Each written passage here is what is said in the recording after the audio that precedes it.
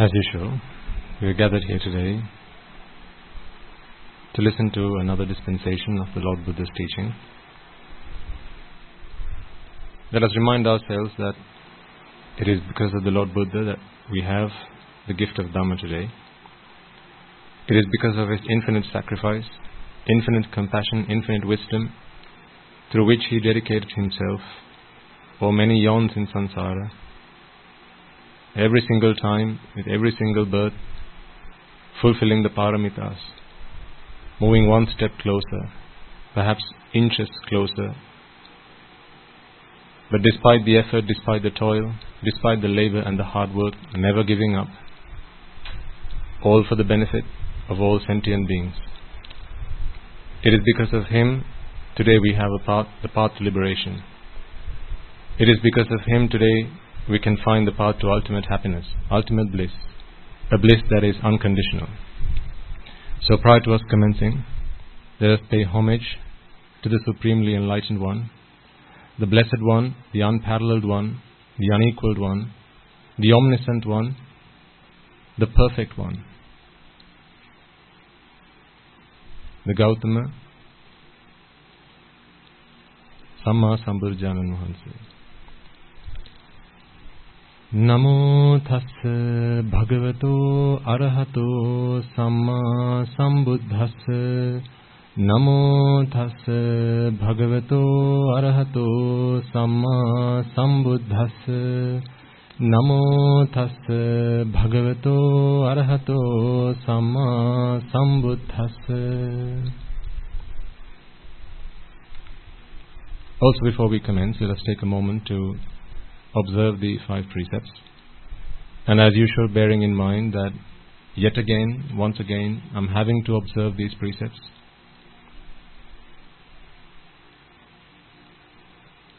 It has become a duty that I do so, more so than an opportunity. Let us remind ourselves of that. It is because of the 5 precepts and my observance of it that today I am less of a harm and evil to society, myself and others. But this is only because virtue is still not part of who I am. It is something that I'm having to embed within myself. Let us take a moment to remind ourselves of that fact. And reminding of that fact, contemplating on that fact, in the hope and wish and determination that may I never have to observe these 5 precepts. May these precepts be part of the very fabric of my sentiments. With that thought and determination and resolve in mind, I ask you all to chant the Namaskara 3 times and all together to observe the 5 precepts.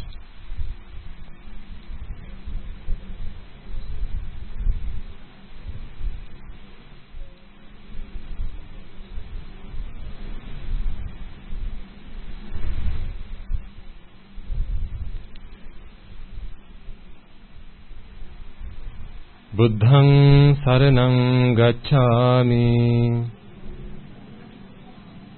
Dhammaṃ saraṇaṃ gacchāmi, Saṅghaṃ saraṇaṃ gacchāmi, Dutiyampi buddhaṃ saraṇaṃ gacchāmi, Dutiyampi dhammaṃ saraṇaṃ gacchāmi, Dutiyampi saṅghaṃ saraṇaṃ gacchāmi, Tatiyampi buddhaṃ saraṇaṃ gacchāmi, Tatiyampi dhammaṃ saraṇaṃ gacchāmi, Tatiyampi saṅghaṃ saraṇaṃ gacchāmi. Saranagamaṇaṃ sampunnaṃ Pānātipātā vēramaṇī sikkhapada samādhiyāmi. Adinna dana veramani sikkhapadang samadhiyami.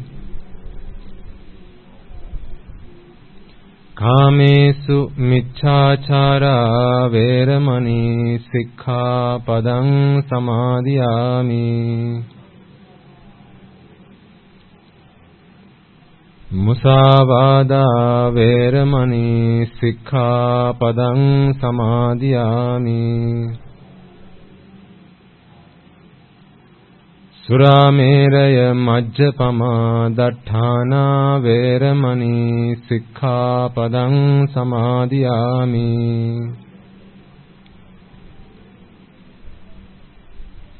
Tisaranena saddhiṃ pañcasīlaṃ dhammaṃ sādhukaṃ surakkhitāṃ kattvā appamādena sampādeta. Okay, you may now all be seated.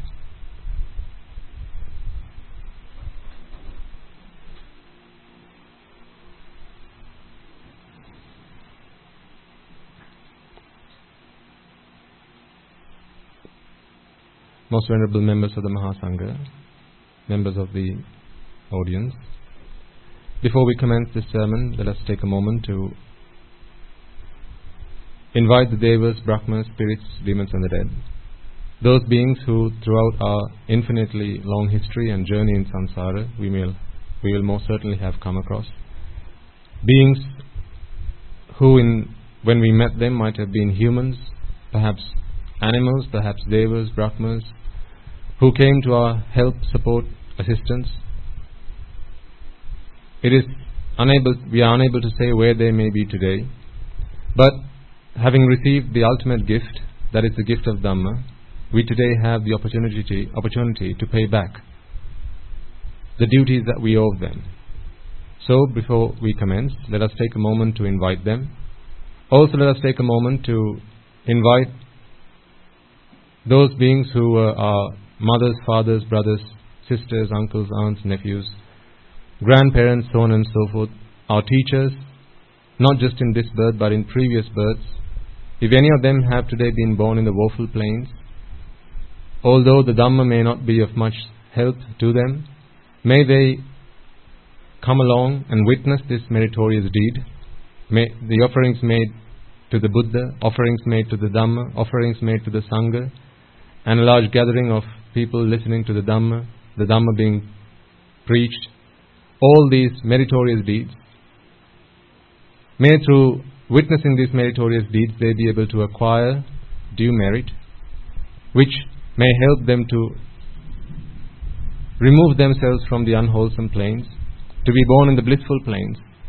And for all those beings who are today in the blissful plane, may through the course of this sermon they be able to attain the supreme bliss of Nibbana.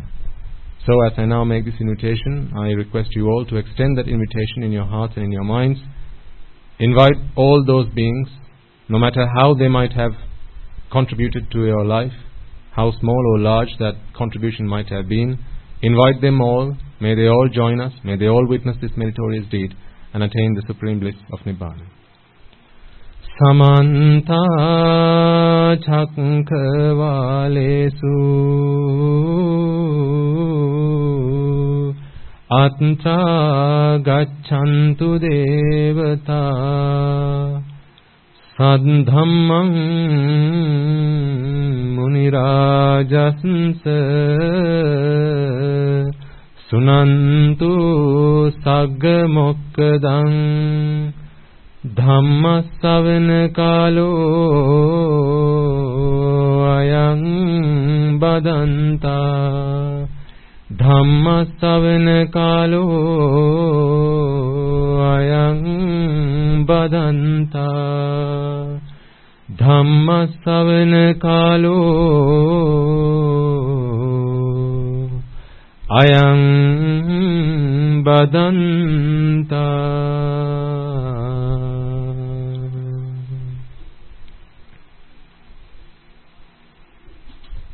Also, before we commence, let us take a moment to reflect on the truth, the reality that although today I am clad in robes and you in white, And this is a representation of the transformation that has happened in our lives in the very recent past. Throughout our long journey in samsara, we have not always had that privilege, not always had that opportunity. This is because our associations have virtually always been with immoral, ignoble people. Immoral, ignoble associations that defiled our minds with raga, dvesha, moha, desire, aversion and delusion. Having been blinded in avidya and tanha, ignorance and attachment, we may have offended the Samma Sambuddhas, the Pacceka Buddhas, the Arahata Buddhas, insulted them, abused them, slandered them, the Anagami, Sakurdagami, Sotapannas, be they on the path or having attained the fruits. Any word, speech or thoughts of slander, abuse, desecration that we might have directed towards them, either knowingly or unknowingly, may today block our path to liberation, our understanding and comprehension of the Dhamma. So prior to us commencing, let us all take a moment to seek forgiveness from the noble ones as well as the Buddha's ministry, the Sambuddha Shasana, for any words, speech, or for any words, actions or thoughts of abuse, slander or desecration that we might have directed towards them. And finally, before we commence, I invite you all to make a firm resolve that through the course of this sermon, if there are any gaps in your understanding, in your knowledge, in your comprehension, that keep you from attaining the noble attainments, may through the course of this sermon, you all be able to fulfill those gaps. And with that firm resolve in mind, I ask you all, I invite you all to prepare yourselves to listen to this sermon.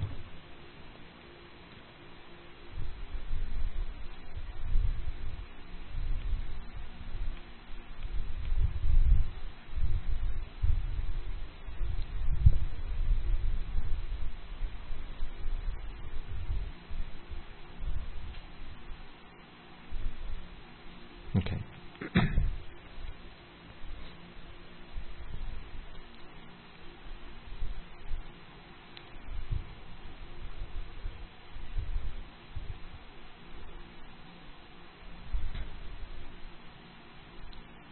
Some new faces.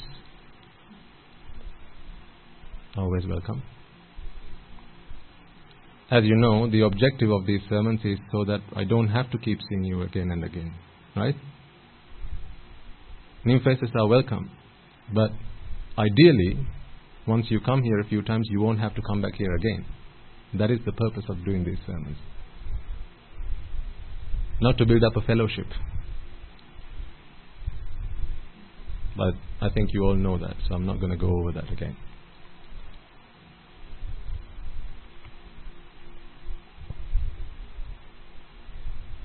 Have you all played the maze? Do you know what the maze is? Yes. Do you know what a maze is, Buddha? Okay. So a maze is where you start in this, it's a structure, usually a square or a rectangular structure. Sometimes they're circular. I remember when I was a young kid, and I'm sure you must have come across them. You know, in books, you have to draw how the rat gets to the cheese, and you have to draw the path on your books. So that's a maze, right? Have you done that? Yeah, there you go. You know what a maze is. You're amazing. So there's a maze that we're all playing in. Now the reason that we are playing this maze, or we are playing in this maze, is because there's a promise. There's a promise that there are jewels to be found, valuable jewels to be found in various parts of this maze. You're going to have to find your way through it, but if you get to it, then it's yours to keep. If you can snatch it, if you can grab hold of it, it's yours to keep. Until then, you just have to keep moving. But while you're playing this maze, things can happen. Things that you don't expect can happen. Sometimes the walls fall on your head, and that's the end of your chapter. Sometimes there are beasts that lurk in the dark corners. They're just waiting for prey. And you are prey. So when they see you, they jump at you, and that's the end of your chapter. Sometimes there are gaping holes that you don't even know that they're there. One wrong step of the foot, and that's the end of your chapter. But despite all this, there are jewels to be gathered. So, it's a game worth playing, isn't it?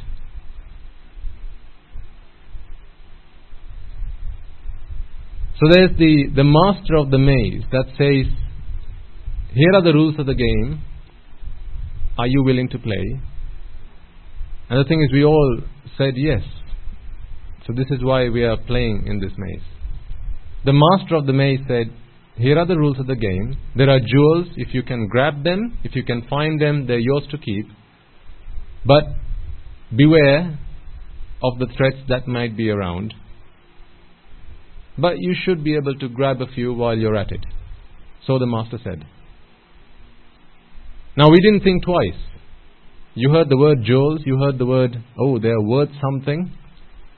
There are the friends who came along and said, hey, you should come along because I've been playing this maze myself and it's quite interesting. So you should play too. And so we all joined this game. Now, the thing is though, this master of the maze is a tricky chap. There's one bit of detail he deliberately avoided sharing with us. And that is that yes, there are jewels. And if you move along long enough, if you go around all the paths, you'll see them. But what he didn't share with us was, they're all holograms. So they look as if they are real. And then when you see one, you feel pretty excited. Hey, Jules, found one. So you run towards them, and the moment you put your arm out to grab them, it's gone. They're holograms. They're holograms that have been designed such that the moment it detects any movement over it, it's gone.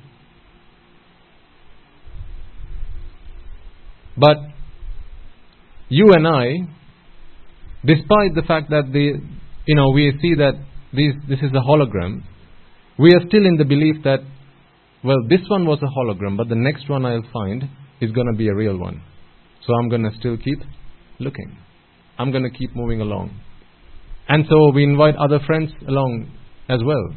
People we know, our friends and family. Hey, you should come along, this is really interesting, a really cool maze that I'm playing in. You should come along. And so you've all become maze runners. Running in the maze. Trying to find jewels to pack your bags with.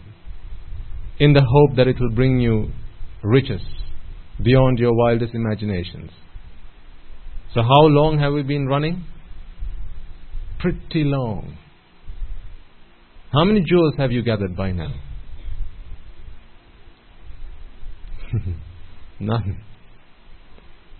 See, he gets it. Clearly you know what I'm speaking of here.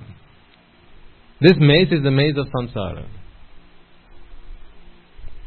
That we've been running, trying to grab a jewel since time immemorial. Because the people that we got to know, our friends, our associates. Immoral, ignoble people. Now there are two. Immoral and ignoble people. Why, what's the distinction? There are two types of people. The ignoble people, they think that these jewels are real. So they keep running after them. And without any spite in their hearts, what they say is, hey, you should come along. Let's all run this race. We're all in it. We're all in it to win. So while I'm making effort to grab a few jewels, I think you should come along as well. And I'm only sharing this with you through compassion for you, through the genuine kindness that I have in my heart. And that's very nice of them. It's very good of them to say that. But they don't realize that they have been fooled themselves. These are the ignoble people. They're not the immoral people.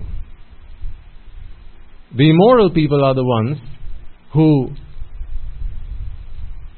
encourage you to engage in unmeritorious deeds in your quest to gain jewels. What are the jewels that we speak of here? These moments of pleasure. The moments of pleasure. Ashwada Matra. We keep running along the maze in circles. Sometimes we come across walls, dead ends, and then we have to keep turning. We have to turn back and run back, try and trace our steps back again to find that last wrong turn that you took, and then find another path along. But we keep running. We don't give up, because in the back of our minds there's a deep-seated view that says, don't give up. It's there. You're just going to just have to keep trying. Don't give up. Just keep trying. See how determined you can be?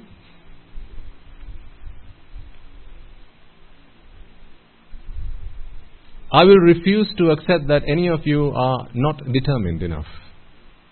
You're all determined. The thing is, you're all determined to find the wrong thing. That's the problem. You're all very determined people. Great. How fantastic that is. Wound up toys. You've got enough potential energy within you to keep running. The moment the charge runs out, wind again, and off you go. So you've all got energy, you've all got determination and resolve. The problem is you're running after the wrong thing. And when I say you, I speak of all of us, me included. Everyone that is not yet, anyone and everyone that has not yet decided for themselves, enough playing this game. Why? Because all these jewels are holograms. No matter how much you keep running, you're not going to find anything that is worth anything, that is of value. It's just going to be energy that has been exerted. It's just going to be the toil, the labor, the sweat, hard work. Well, not just that. What about those beasts I said lurk around in the dark corners? How many of you have become prey to those beasts? How many of you fell into these holes and broke a leg, broke an arm, went blind, lost your teeth, lost your hair, like me? All in the quest to try and acquire these jewels. For as long as in our minds we have this view that these jewels are real, what are we going to do? We're going to keep running. We're going to keep at it. So determined. So determined. So don't any of you come and tell me I am not determined enough. Because that is not true. That is a fallacy. You are all very determined. All we have to do then is just put you on the right track. Because determination, you're capable of. Put on the right track, now the same determined person runs in the right direction. Following the paths that have a board that says exit. That is the path that now we seek. That is the path that we now choose to follow. Those boards that say exit. But until the Dhamma was gifted to us, until we were able to understand, listen to and comprehend the Dhamma, whenever we saw the exit board, what did we do? We looked away. God, no, not the exit board. There's more I can do. There's further in this maze that I have to explore. I can explore. And I'm sure I'm going to find one of those jewels.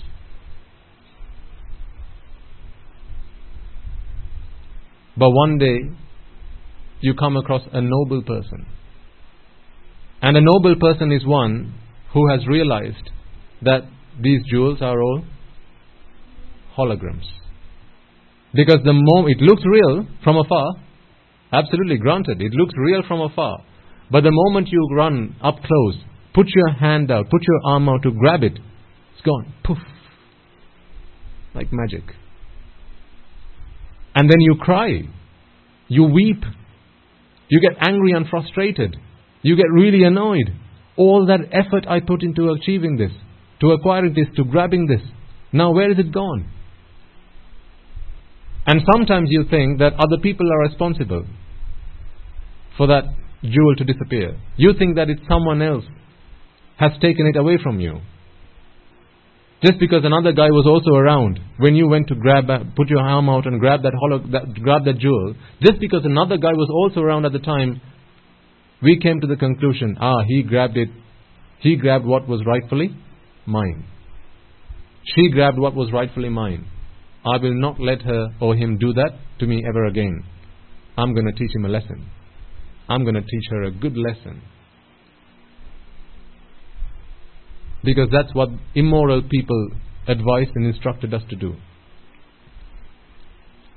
So we've been running in this maze since time immemorial. Who is the master of the maze?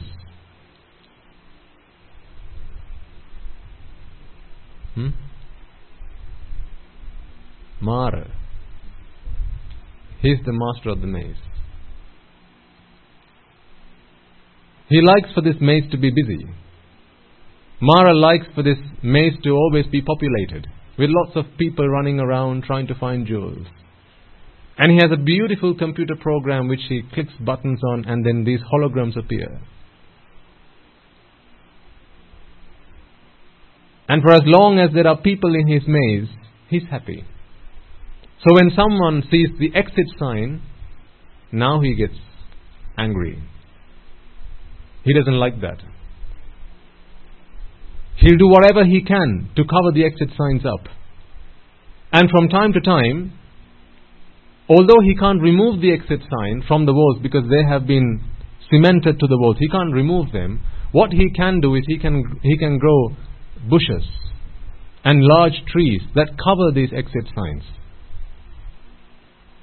And sometimes the creepers that grow on the walls of this maze, they cover the exit signs. And that happens. So actually, that is how it is most of the time. So even if someone feels, I need to find a way out of this exit because I'm really not satisfied. I've been looking for these jewels. Every time I put my arm out, I'm not really grabbing anything that is substantial. It's time I got out of this. Then you look around for the exit signs and you can't see any. Not because they're not there, just because they've been covered up. So it takes a really intelligent, a really clever, a really wise person to uncover these signs for himself. Through a lot of work, having gone down every single path on this maze, he comes to the conclusion there are no jewels to be found because all these jewels are fake. They're all holograms. No matter how long I'm going to keep running, I'm not going to find anything. And then he also thinks, look at all these poor people. Look at all these poor people who, in the wrong view that these jewels are real, that they're actually going to be able to acquire something of value. Look at them. Wasting away every breath, wasting every modicum of energy that they have in their bodies, trying to find jewels, trying to find things of value. Oh, alas, if only they knew that these jewels were holograms, that they weren't real. What a pity. What a pity. So then he comes to the determination, he comes to the conclusion, I shall find the exit signs, I shall find my way out of this, and I will leave a breadcrumb trail so that others can follow the path and come out of this maze. The thing is, these breadcrumb trails don't last forever. What was that story where there are breadcrumbs? Beg your pardon? Hansel and Gretel, yes, thank you. What happened to the breadcrumbs, Sudha? Birds ate them, see? That's what happens. The birds eat the breadcrumbs. So although this young man finds the way out, and once he's found the way, he leaves a breadcrumb trail so that others can follow in his footsteps. Those who want to follow that path must do that earnestly, must do that without wasting their time, because this breadcrumb trail is not going to be there forever. Now isn't that our story? Kind of summed up in 10-15 minutes. We're all stuck in a maze. What's this maze? Samsara. The maze of samsara. The only reason that we are in this maze, the only reason that we don't feel like we need to exit this, despite the fact that there are beasts that hurt us, despite the fact that there are thorns, there are dangers that lurk in the bushes, and we know of them. Not that we don't, we know of them, because think about all the times in our lives where we have suffered the consequences. All the times that we've had to cry, weep and lament. That was when we suffered. So we know that there are dangers lurking around the bushes. But for as long as that promise of jewels, real jewels of value are there, we're going to keep looking. Because we don't know yet, we haven't fully understood yet that they're all holograms. That they're not real. They're all fabrications. So that is the ignorance, avidya. Ignorance that keeps telling us, well, this jewel that you put your arm out to grab, yes, that was a hologram, but the next one you come across is going to be a real one. So keep looking, keep moving. One day you're going to succeed. Try and try again, and one day you shall succeed. How many times have you heard people say that? Try and try again, and one day you shall succeed. True, if you direct that in the right direction. If you direct that energy in the direction of the exit boards, then yes, try and try again, and one day you shall succeed. But if you direct that energy towards the maze, try and try again, and what's going to happen? You will forever be in the maze, never being able to get out. So this is why we spend a lot of time in these sermons really trying to analyze what is this pleasure that we experience. Because it's that pleasure that we so attach ourselves to, that we find happiness in. Those moments of pleasure which are ultimately nothing but vexation being relieved. The suffering that we experience being relieved. That's all it is. For those who've been coming along to sermons regularly will know this by now. Those moments of pleasure are nothing but relief from suffering. Examples we've used in the past. If you have a headache, a paracetamol, yes, will take away the pain. That's why it's called pain relief. The pain relief can do you wonders, provided there was pain beforehand. There's no pain. Take a paracetamol. Are you going to feel any better? No. But headache, paracetamol, how are you going to feel in a couple of hours' time? On top of the world, right? Yes. That's a moment of pleasure. Moments of pleasure which are only moments of relief from suffering. Now, on one occasion, the Buddha explains that the reason that beings go through in samsara, go through this transmigration process, the reason that they do that is because they're not able to penetrate through what they experience as being pleasure. Tirisinda dakima. In the Dhammsak Pavathum Sutra Deshana, in the first discourse that the Buddha gave, he speaks of the Four Noble Truths. And in the first Noble Truth he says, Idan dukkhaṃ parinyayanti me bhikkave chakkung udapadi, jnanang udapadi, vidya panya udapadi, vidya udapadi, aloka udapadi. Parinyayanti. What does that word mean? Tirisinda dakinna. It's a singular translation. And I'll translate that into English. Piri Sinda. Piri is pleasure. Priyabhav. Sindin. To penetrate. Penetrate pleasure. In other words, there's a veil that covers what lies behind what you experience as being pleasure. We feel the pleasure, but that lies in front of a veil. Move the veil out of the way, now you'll really see what lies beneath. Remember we spoke of the rat who always becomes prey, who always gets caught in the trap. So this rat always keeps running around, but he's never caught in the trap until there's bait that's been attached to the trap. Either a bit of cheese, some biscuit or something like that. Some bait has to be there attached to the trap. Without the bait, you're not going to be able to catch the rat. You can engage as many traps as you like. You're not going to be able to catch one rat. But put one tiny bit of bait on one of those traps, the next day you're going to find what you were looking for. So this rat, if the rat does not like to get caught, and there are two classes, remember I said this rat can take. One of these classes is how do you avoid the trap. The second class is how do you avoid the lure of the bait. Which class must the rat take? The first class is how do you avoid the trap. The second class is how do you avoid the lure of the bait. Which class must the rat take? The first or the second? The second. Because a trap never got fooled by a trap. A rat always got fooled by the bait. Because that is what is pleasurable. The bait is pleasurable. Sight, sound, smell, taste, touch.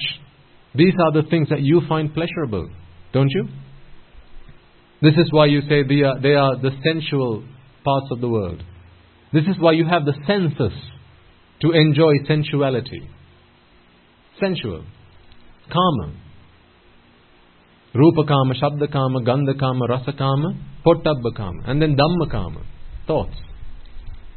This is why we have senses. 6 senses to enjoy pleasure in 6 different ways. Only for as long as we think this pleasure is actually real. The day you realize that this pleasure is nothing but a hologram, behind which just lies loads and heaps of pain and suffering, that day you will no longer go after the pleasure. So this is why the Buddha says the reason that beings go through in samsara is because they are unable to penetrate pleasure. Ashwade pirisinda dakinna bari nisa. Because you can't penetrate pleasure. You don't have the wisdom to do that. This is the reason the Buddha gives.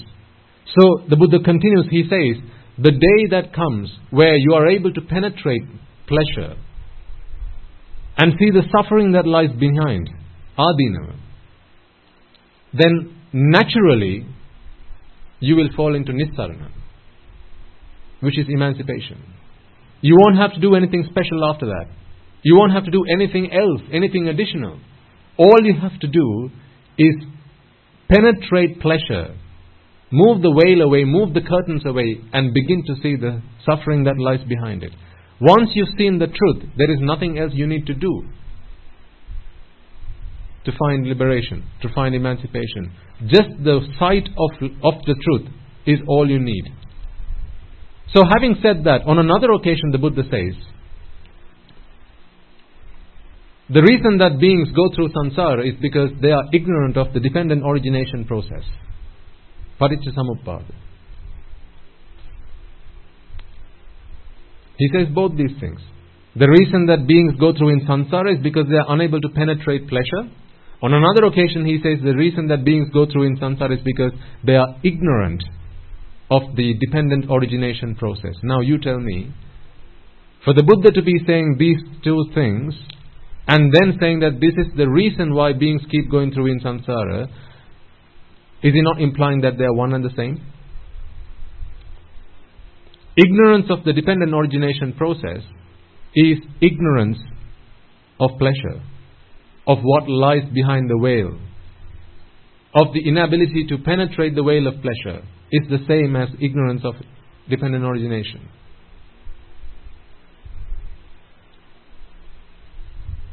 So the day that comes where you are able to understand and comprehend the dependent origination process, Perhaps we'll discuss a little bit along that today.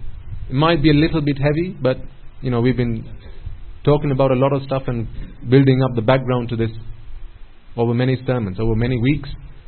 So I think the majority of you will be able to take a lot from today. For others, that's okay. Just listen to it again. Go back and listen to the old sermons, and you'll find snippets that will help you to understand what it is we are going to be talking about today. So understanding, comprehension of the dependent origination process, paticca samuppada. What that enables you to do is to see behind the veil and see the truth behind the pleasure. That is what we need to use dependent origination for, nothing else. A knife can be used for a lot of things. A knife can be used to cut bread, slice up bread, cut vegetables, cut down trees, chop down trees. But sometimes people use it to slit their throats, don't they? So in a world where people use knives to slit their throats, what is the most important use of someone who knows how to use a knife? What must we learn from someone who's willing to come and teach us how to use a knife? Let's say we are all using knives, but we don't know how to really use a knife properly. We pick a knife up, we put it next to bread and start slicing it. Oh, okay. Bread can be sliced. Great. Then you use a knife and you start chopping a tree. Oh, right, okay. Trees can be chopped. But what else can you do with a knife? You can slit your throat. So this guy who's not really sure what a knife can do, he's just trying out. By experimentation, he's learning. Eventually, there's going to be a day where he's going to hold that knife next to his neck. And then he's going to learn by experimenting what might happen if I now start moving this knife. But unfortunately, he won't live to tell the tale. So, if we are fortunate enough to come across someone who's a master of knives, who knows how to use a knife properly, what's the first lesson that we need to learn from this person? There's potential danger that can happen by someone who misuses a knife, who abuses a knife, right? Who misuses a knife. How do you avoid such dangers? How do you avoid a situation where I'm going to hold that knife next to my neck, next to my throat and start slicing it? How do I avoid that? Likewise, ladies and gentlemen, this is what the dependent origination process is for. Because at the end of the dependent origination process, at the end of the Buddha's teaching of the dependent origination process, there's one bit which is crucial to understand why he preached the dependent origination process. Where he says, Eva me tassa kevalassa dukkha khandassa samudayo hoti. Those are the last words at the end of the dependent origination process. Where he goes, bhava pacchaya jati, you know where it begins, right? Avidya pacchaya sankara, so on and so forth. Bhava pacchaya jati, jati pacchaya jara marana, shoka parideva, dukkha domanassa, eva me tassa kevalassa, dukkha khandassa samudayo hoti. I think that's the most important bit that most people forget to pay any attention to. Because it's at the end he says, this is why I teach you the dependent origination process. I teach you how to use the knife so you can make sure so you can learn how not to slice your throat with it. How to use it for the right thing and not use it for the wrong thing. In order that we use it for the right thing, he gives us that teaching, that instruction at the end. This is how you use it. It's like the instruction booklet. Actually, that is what it is. Having prescribed the dependent origination process, at the end he gives us the manual. The instruction booklet. Eva me tassa kevalassa dukkha khandassa samudayo hoti. This is why, monks, I have just taught you the dependent origination process. Use it wisely. Because what he's given us is a knife. You can use this knife to slice bread. You can also use this knife to slit your throat, if you're not careful. For someone who wants to attain Nibbana, what do I mean by slitting your throat? I don't mean the literal slitting your throat, clearly, because we're talking about Nibbana here. Slitting your throat, what happens to someone who slits their throat? Well, right? They're going to die.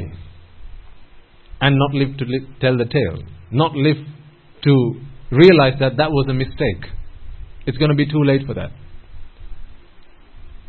When someone's dead, they can no longer achieve the purpose of their lives. So likewise, in samsara, slitting your throat is like getting lost in samsara. Going after a lot of things that are really supplementary, on the periphery. These are all additional things that are really not fundamental to our attaining Nibbana. The dependent origination process can tell you if there are living creatures on Mars. Yes, it can. It can tell you if there's life in the adjacent galaxy. It can. It can tell you what is the furthest star in the Milky Way. Yes, it can. The dependent origination process can tell you all of this. The problem is, a lot of people forget to read the instruction booklet. And so what they use the dependent origination process for is to go looking for answers to all those questions. Is there a heaven? Is there a hell? Is there life after death? Was there life before this? What is the furthest star? Is there life on Mars? That's what people tend to use the dependent origination process for. Are there demons? Are there devils? Are there devas? Are there brahmanas? But people forget to read the instruction booklet. Because in the instruction booklet, the Buddha clearly said, Eva me tassa kevalassa dukkha khandassa samudaya hoti. Monks, this is how suffering comes into being. Use this instruction that I have given you. Use the dependent origination process that I have given you to bring suffering to an end. Use it for anything else, and it's akin to slicing your throat. Because you're wasting your time in samsara.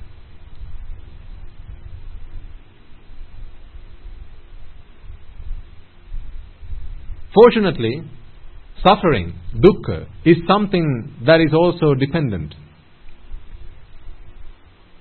on various factors. Well, actually on two factors. Ignorance and attachment. Because for one who has eradicated ignorance and attachment, is there suffering any longer? We're not talking about physical suffering, as we've spoken many times before. We're talking about the mental suffering. Because what's the best cure for physical suffering? Use the knife and put it against your neck. At the end of that life, no more physical suffering. But for as long as the mind's in vexation, the mind continues to keep being reborn.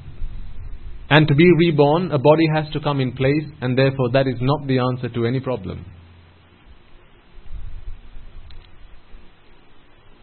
So we're talking about how do we deal with the problem of the mind. The vexation that lies in the mind, this pelima, for those who are new. Because vexation is not a word that we use in day-to-day conversations, but I had to do a lot of work to try and find a suitable term. Vexation is the best that I could find that describes the meaning of the word pelima in Sinhala. And this pelima, or this vexation, is the result of attachment. Attachment to a conditioned world. Attach yourself to unconditioned things, no problem. There is no room for vexation there. But is there anything in this world that is unconditioned? Is there? Is there? The mind? Nibbana, yes. That's right, madam. Nibbana is the only unconditioned entity. But it would be wrong to say that it's an entity either. Because an entity exists. Where does Nibbana exist? You can't give it a place. There's no location. You can't give it a longitude and a latitude. Go here and you're going to find Nibbana. It's not a place like that. It's the extinguishing of raga, desire, the fire of desire. You put out a fire, where's the fire gone? Where's it gone to? Where does the fire go to put out when you put out a fire?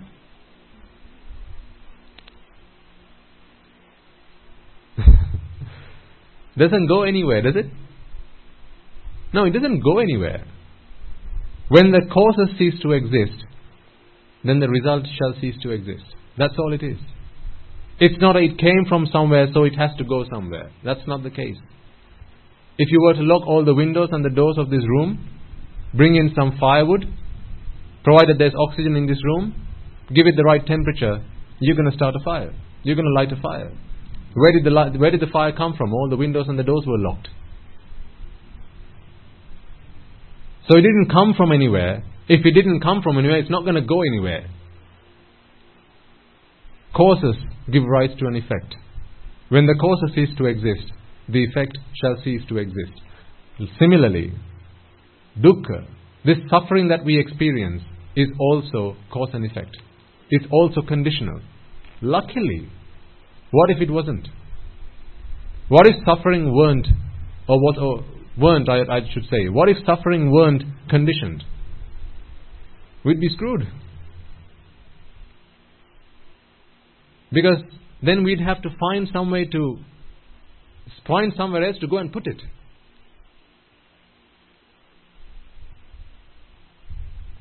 And also we wouldn't be able to put an end to it. Because it's just there. Something that's just there, you can't put a stop to it. Something that's not there, you can't bring it. So that's why we have to avoid the two extremes of, is it there, is it not there? And use the Buddha's teaching of cause and effect. Paticca samuppada, dependent origination. Through dependent origination, he describes, for something to originate, there are dependencies. That's why it's called the dependent origination process. But it's key that we understand that last line, that last advice he gave in the instruction booklet, Eva metassa kevalassa dukkha khandassa samudayo hoti. Dukkha skandha. Dukkha khandha.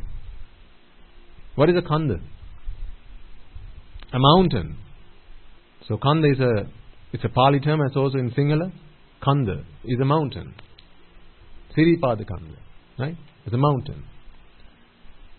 Dukkha khandha, mountains of suffering. He's not speaking of one suffering, two suffering, three suffering, four suffering. He's speaking of mountains of suffering. Heaps of suffering. Dukkha khandassa samudayo hoti. Sang udaya hoti. Udavena. They come to rise, luckily. And that's great that they arise. Because what happens to everything that arises? Passes away. Everything that arises passes away.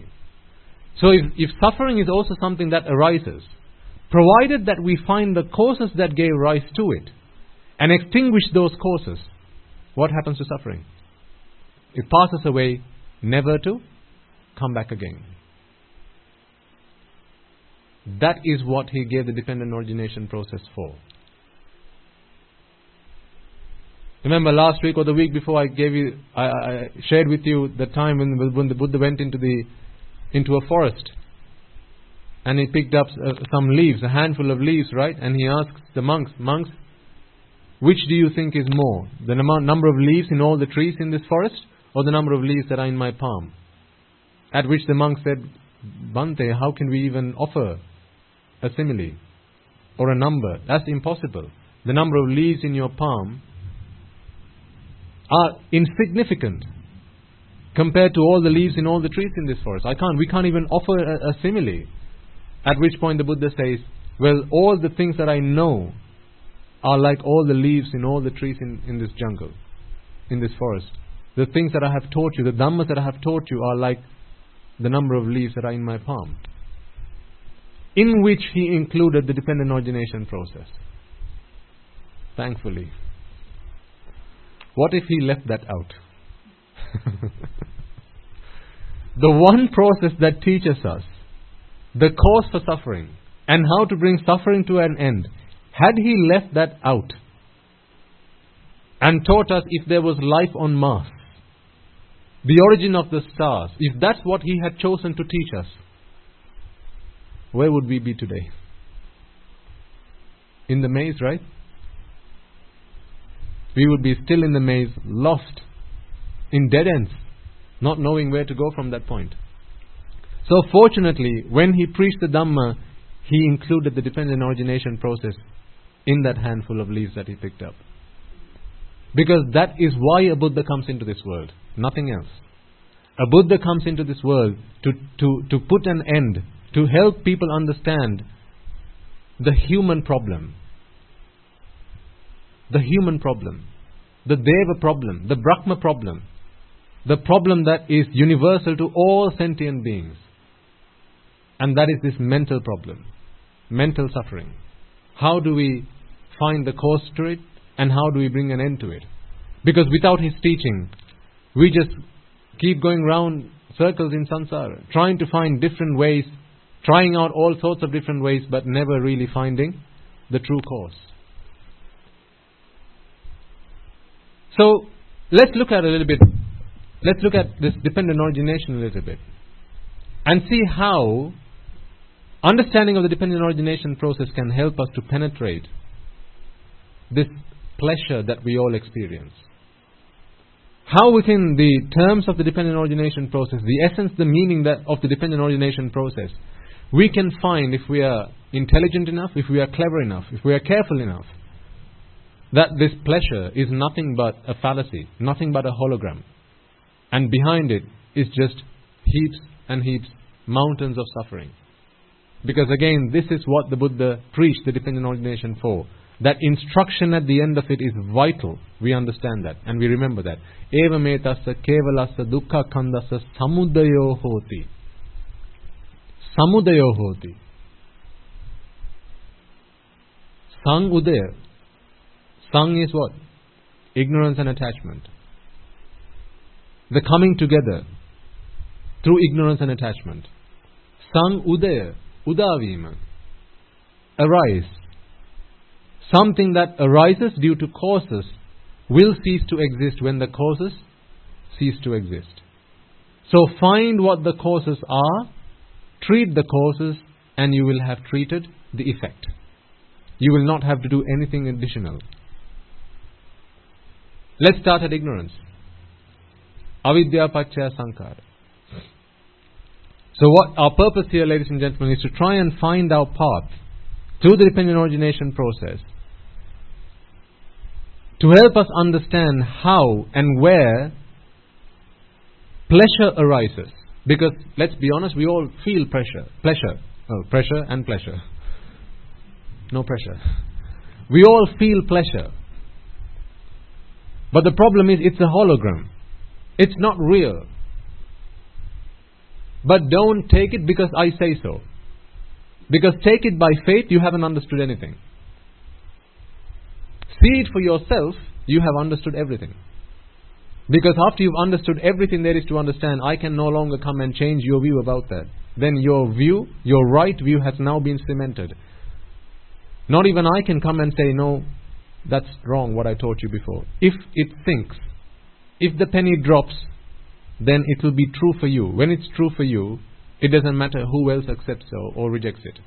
So let's make it true for us. Actually, before we start at avidya, I'll start at the tail end of the dependent origination process. Because what we know is we all enjoy pleasure. We experience pleasure. Put enjoying to a side, we experience pleasure. A pleasure that has come into being, jati. A pleasure, someone who experiences pleasure, someone who enjoys pleasure at this point in time, like all of us. Because what does the mind trying to do every single time? Remember baby Natasha? Always feed the baby. For what purpose? To keep the baby alive, right? What is the baby? In the example, in that metaphor that we use, in the simile that we use, what did we equate the baby to? The self. This is the self that we keep feeding. So it's the self that we want to keep fostering, feeding, bringing up and nurturing, right? And the self is also the same as pleasure world. Ashwada loke. This is what the self is. If I ask you, think about yourself for a moment, what you're going to think of is something that is pleasurable. If I ask to describe yourself, you're going to pick and choose the words that you find pleasurable. This is how I wear my hair. This is how I like to dress. This is what I like to eat. This is what I like. This is the music I like to hear. I like to listen. You're going to use words that describe pleasure. And it's through that pleasure that you experience, you're going to describe self. So self is nothing other than this pleasure world. The world of pleasure that we build within our own minds. And this is why for an Arahant there is no self. Why? Because the pleasure world has been destroyed. Is that a good thing or a bad thing? No more pleasure? Surely that must be a bad thing. No? If I were to propose to you, I'm going to show you how to stop pleasure. Who's going to sign up for that?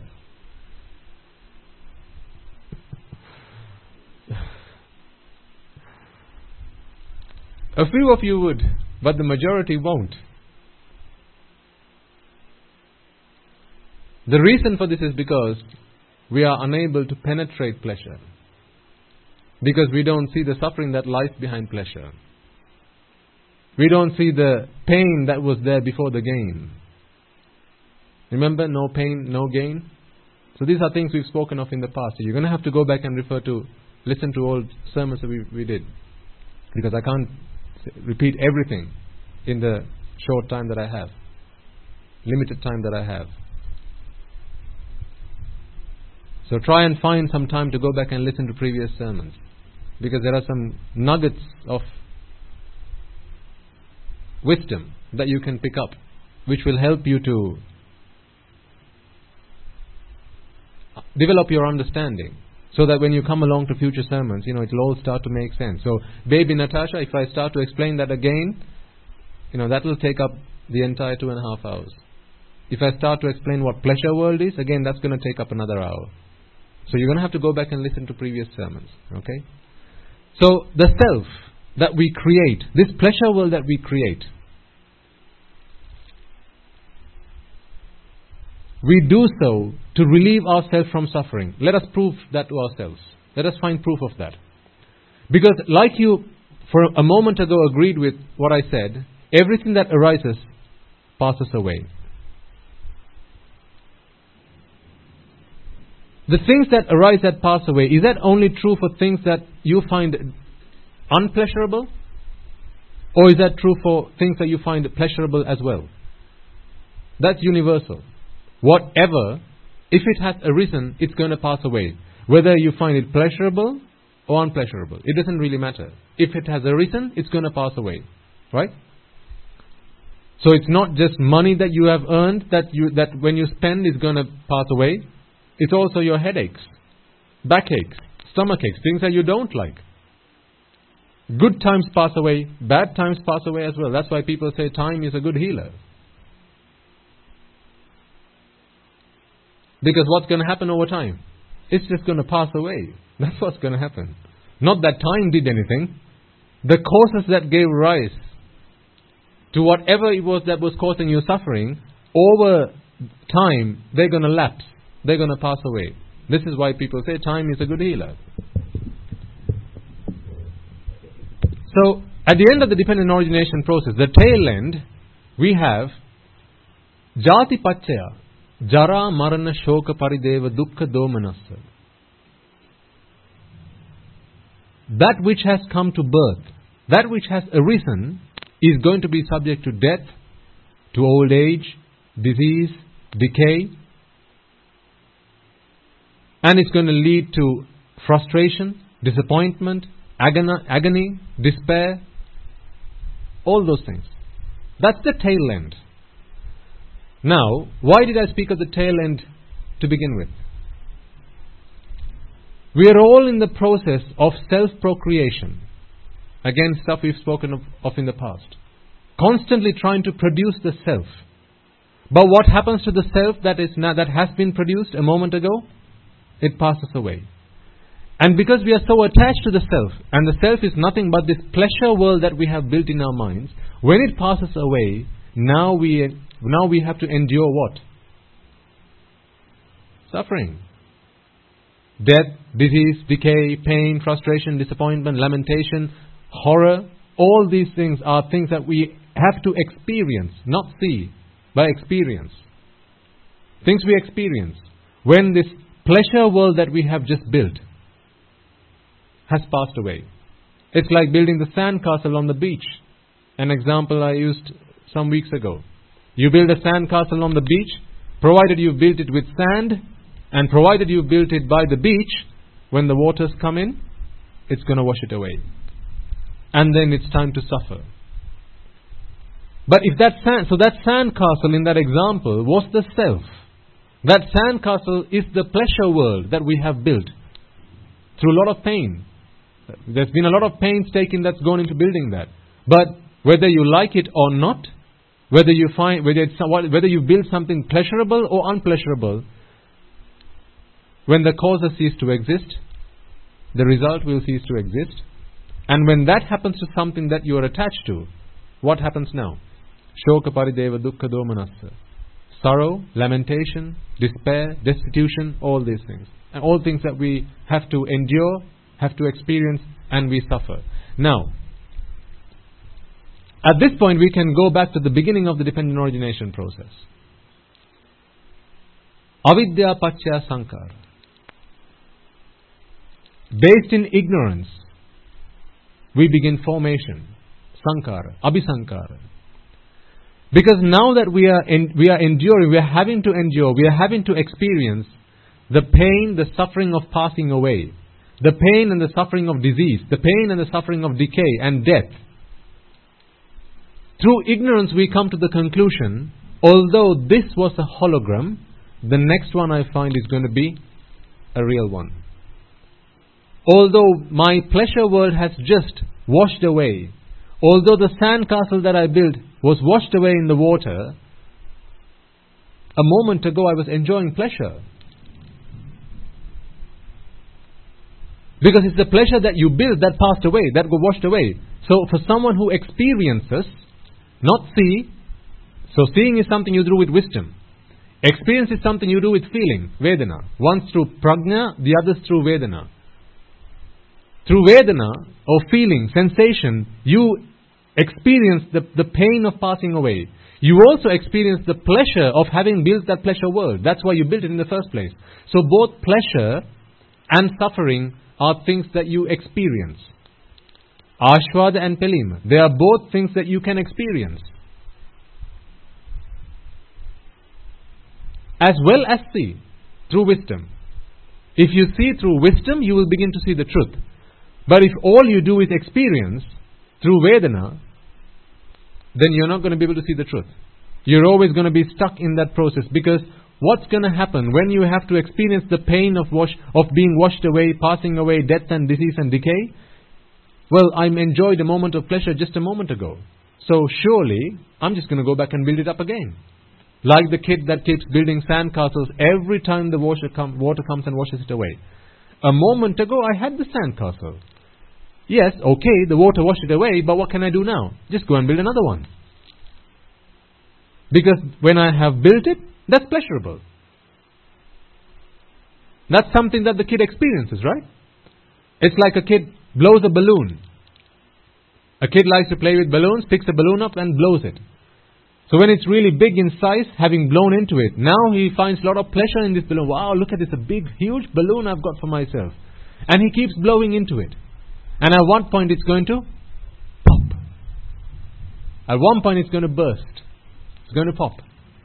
And then he's going to start crying. Oh, my balloon. Look what happened. Now he's frustrated, disappointment, angry, annoyed. But this kid has experienced in the past the pleasure that came out of blowing the balloon. So what's he going to do again?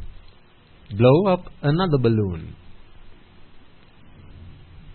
Because what this kid knows is, when there's a big balloon that I've blown up, that brings me pleasure. So let me not worry about the pain. I'll just go and find pleasure again. Let me forget the fact that this was a hologram that I just put my arm out and tried to grab. Yes, that was a hologram. But when I saw the jewel from afar, that was pleasurable. So I'm going to go and look for another one again. This is what we do. This is what we've been all doing. This is your story. I'm relating. This is what we've all been doing throughout samsara that I'm relating to you. A couple bring a child into the world. At delivery, the child dies. Now the mother and father, they're in a state of despair. They're lamenting and weeping and sorrowful. But a few months, maybe a year or two later, they decide, well, when we knew that the baby was there, the baby was going to be there, that was fun, that was pleasurable, so let's just make another baby. And so they put themselves through the process once again. Why? This is all experiencing. This is the feeling that's playing the trick here. Not wisdom, Vedana. So, when the pleasure world was subject to Jara, Marna, Shoka, Parideva, Dukkha, Domanasa, through ignorance, this being, this sentient beings comes to the conclusion, well, I enjoyed pleasure a moment ago, I clearly remember that, so all I have to do now, if it's painful, let me just build that world up again. That sandcastle got washed away, let me just build another sandcastle. And so he gets to work. Through ignorance, he starts to put together a blueprint. This is what pleasure has to look like. And this process, for this process to start, there has to be an input that comes from the outside world. It will either be a sight, a sound, a smell, a taste, physical sensation, or a thought that comes into the mind. Whatever, one of these 6 inputs, because with every moment this pleasure world is arisen, is born. Every moment a pleasure world is born. With every thought moment a pleasure world is born. But the next moment it passes away. So see, this pain that we experience, we do so, ladies and gentlemen, with every thought, with every chitta that arises and passes away. On a consciousness that is based in ignorance and attachment, that is constantly striving to self-procreate, that is constantly striving to build pleasure, well, what's going to happen when that pleasure passes away? Now it's painful. So with every moment, you have to now go through the process of kick-starting this process again and again and again and again and again. Non-stop. Because through ignorance always comes the conclusion, well, there was pleasure. Yes, this passed away, that was painful, but there was pleasure. So let's start it again. And so now you have a blueprint. In other words, really, this is the conclusion that you come to. Let's build the world again. Let's self-procreate again. Let me have another baby. Let's go through that process again. Sankhara. Sankhara is nothing other than the decision to create a Sankata. Sankhara is the decision to create another Sankata. Because it was that Sankata that passed away. What is a Sankata? Conditioned things. Remember, the dependent origination process is for what? What was the instruction at the end? Eva metasa kevalasa dukkha khandasa samudaya hoti. This is how suffering is born. This is what the Buddha teaches the dependent origination process for. Again, I admit this is a little bit heavy, but try and pay attention if you possibly can, because there'll be lots of good stuff you can take away from this. Yes, madam. So I'll come to the Vijnana in a moment. This Sankhara, this is really the decision, more so than the blueprint. In fact, this is the decision.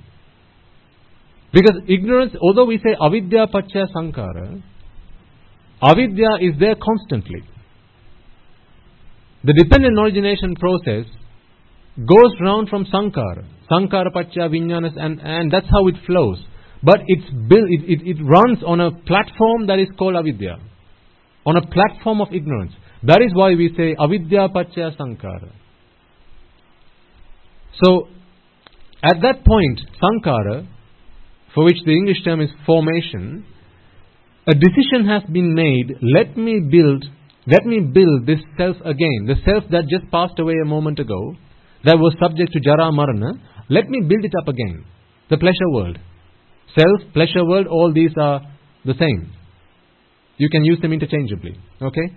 The castle on the sand, all of this is the same thing. Baby Natasha, they're all the same thing, right? So, sankhara is the decision based on ignorance. I now experience the pain of having passed away a moment ago, but I also experienced pleasure 2 moments ago. So what I'm going to do now is give rise to that pleasure once again. That is the decision. And that decision can only be made for as long as this process runs on the platform of ignorance. Take away ignorance, that process, that decision is never going to come there again. The decision of let me build that castle again, that decision is never going to happen again. That is the status of an arahant. Because what an arahant has done is not stop the dependent origination process. All they've done is removed avidya. And now the dependent origination process still runs, but it doesn't run on a platform of ignorance. It doesn't run on a platform of ignorance. That's why an arahatan Mahanse does not do karma. Kusala karma and papa karma. Meritorious deeds and unmeritorious deeds. An arahant does not perform these deeds. Because both these types of deeds are done to relieve one from suffering. With both these types of deeds, the sole purpose is to self-procreate, to create pleasure world. That is the purpose of doing both meritorious and unmeritorious deeds. But why create the pleasure world? To relieve from suffering. Why is there suffering? Because there's attachment. Why is there attachment? Because you're running this process on a platform of ignorance. Remove ignorance, attachment's gone. Attachment's gone, no more vexation, no more suffering. No more vexation, no more suffering, no more pleasure world. You don't take medicine to cure a problem that you don't have, right? When was the last time you took a paracetamol to cure a headache that you didn't have?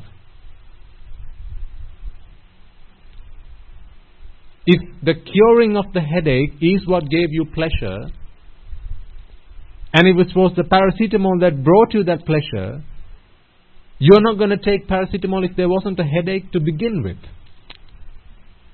Likewise, if there is no vexation to treat, then you're not going to go looking for help from the outside world, which I'll come to in a moment when we go through the stages of the dependent origination process, and it will all start to make sense.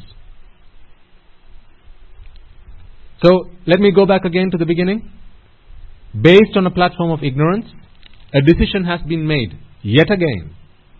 What is this decision? Pleasure world passed away a moment ago, so now it's time to build me up again. Build it up again. My sand castle got washed away when the waters came along, so now it's time to build it up again. Because when I look at a sand castle, oh, it's so beautiful, so pretty. That pleasure world is so fun, so much fun, it's enjoyable, so I have to build it up again, right? So that is what happens at sankhara. Now, sankhara paccaya vijnana. At that point, remember, the Buddha says vijnana is a wizard. Vijnane mayakare. This is a wizard, a magician. And what does a magician know to do best? Perform magic. Is magic real? No. Magic is done to entertain the onlooker, to entertain the audience. But we know the magic is not real. It looks fun from the outside, but the magician knows, I'm just fooling them. This is just trickery. It's a trick of the eye. That's all magic is. So, now that a decision has been made, let me build this pleasure world up. Vijnana steps in, which is the consciousness, steps in to start to take action. This is like the contractor. A decision has been made. This is the contractor now goes to find a blueprint. Now he has to put together a blueprint. according to which this sand castle can be built, the self can be built. Because you need a structure. What does pleasure look like? What does pleasure world look like? You need a blueprint before you start building a house, right? You don't just start going put bricks together, sand together, cement, and see what might happen at the end of it. That's not how you build a house. You have a plan. According to the plan, you start building. So likewise, now the decision has been made. So you can think of Sankara as being the executive board. They have made the decision, let's do this. And now they've set a project manager or a program manager. Off you go, make this happen. So now it's the project manager or the program manager's duty to build the project, the product or the service that the steering committee or the executive board has given their blessings, their approval for, right? So I'm using various examples in the hope that you can relate to some of them at least, because you all come from different backgrounds. So you can think of it as a project manager. This is Vijnana, that's the project manager. So now the project manager has to do whatever to build this product or the service that the executive board just signed off on. Now, remember, Vijnana is a wizard. What Vijnana does, this magician does, is like a magician who performs various types of tricks. But to perform those tricks, he needs his tools. What are some of the tools that a magician uses? A hat, yes. No points for that. That's the obvious one. What else? A wand, yes. What else? Rabbit? Yes, you need a rabbit. Who's a magician without a rabbit? What else does a magician need? Gloves, a handkerchief, yes, perhaps a coin or two, maybe a card pack or two, right? These are some of the tools that a magician needs to perform his tricks. A pencil, a bit of paper, right? So, likewise, Vijnana, who is also a magician, needs some tools with which he's going to perform this magic now.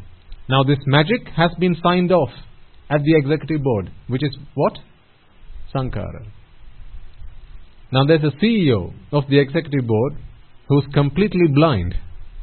This is why he gave the order, executive board, I think you should do this. I think it's worthwhile. The executive board came together, had a chat, had a discussion over a cup of tea and decided, yes, let's go ahead and do this. It's now been signed off, passed over to the program manager, and now the program manager runs trying to find the tools that's going to help him make this happen. This is why Vijnana goes and knocks on the door of Nama Rupa. Vijnana Paccaya Nama Rupa. Nama and Rupa. Nama are all these things that we have in our memories. Memory banks. Even someone who has very short-term memory, they still have Nama in their memory banks. You know it. Right now, if you're looking at an object and you're saying that's a microphone, how do you know that? That comes from your memory banks. What if you forget the next moment you're looking at a microphone? That's still okay. The next moment you forget, you're going to wonder, what is that? But still you can see it's a physical object. Even at that very basic level, it's your memory that's helping you to identify. And not just that. When you open your eyes, all that's flooding through your eyelids, through your eyeballs, are beams of light, right? Rays of light. Now, at one moment, at one point, you can only see one dot of information. They're like pixels on a TV screen or a computer monitor. It's like these pixels. A lot of pixels come together to show you, to display an image. And likewise, when you're looking at an object through your eyes, there are individual bits of light that have gone through your retina, that have cast an image on your retina, and then now through your optic nerves, through your brain, and now leaving an imprint on your mind. But the moment that one dot appears on your mind, it puts it back into memory. And then the next moment arrives. The next dot of information arrives. Memory. The third dot of information arrives. Memory. And with every dot that appears, there is Sankara, which is one of the Panchaskandha, that does a round. It's like a round trip. Do you know what it is that you're looking at? One dot? No, don't know. Second dot? No. Third dot? No. Fourth dot? No. When does it know? When does it identify what it is that it's been looking at? After about 1 billion dots of information. So all that pulls from memory. pulling all those bits of information from memory, going a round trip, picking all those bits of information up in order that you can come to identify what is this object that you're looking at. So that was just a bit of a detour. We don't need to understand this to understand the process that I was going to explain before. So anyway, Vijnana now needs to go and tap on the door of memory to pull the nama. So these are sights, sounds, smells, tastes, touch, all memories, okay? And thoughts that you had in the past. Constantly bringing back data from your storage banks, from your hard drives. Bringing them to the present moment. And in the present moment, what Vijnana does is now it starts to perform its magic. Using those tools, it now puts them in various different shapes and forms. Like a pottery worker, an example I've used in the past, if you remember. You give the pottery worker some clay, some mud, or clay even. What's he going to do? He's going to mold it into various shapes. Once it might be a cup. Next time it's a flower vase. Next time it's something else entirely. Some kind of ornament, right? So the pottery worker is able to create all sorts of stuff using the same bit of clay. And likewise, Vijnana is able to create all types of rupa from the nama that was in the memory banks. That's why they call nama rupa. Ru opnangvana. So I'm going to have to use the etymology there. Ru opnangvana. Opnangvana is to give form. That's why they call name form. I think it's the English translation. Name form. And it's true to some extent, because what we do there, by name, don't think of it as being a name like Richard or Smith or Jane or, that's not the meaning there. Here name implies all the things in the memory. Those memories that you have. Nama gotta. Memories. So brought from the past into the present moment, given shape, molded, and now that becomes the expectation for the future.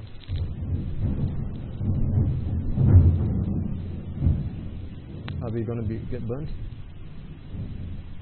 Plugged into a surge protector?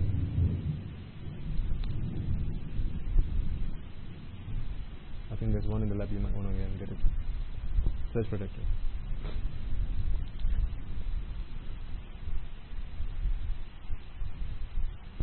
So Vijnana, the wizard, went into the memory banks on the approval of the executive board, that was Sankara. What did he do? Brought memories from the past, figments of memory, fragments of memory, brought from the past into the present moment to then make a mold. This is a shape. If you listen to the sermon, which was, what was it titled? Ferrari in a Pentagon? No, you're going to have to go back and listen to it. Because there we describe what Nama Rupa is in a lot of detail. So this is why I say, listen to previous sermons, because that will give you a good foundation so that we can continue in sermons in future. So, bringing memories from the past, it's now giving them shape, molding them to create expectation. This is what it's creating. A really interesting point here that we all need to try and understand. What is pleasure again? What is pleasure? How do we define pleasure? Relief from suffering. What is expectation? Is expectation a good feeling or a feeling of uneasiness?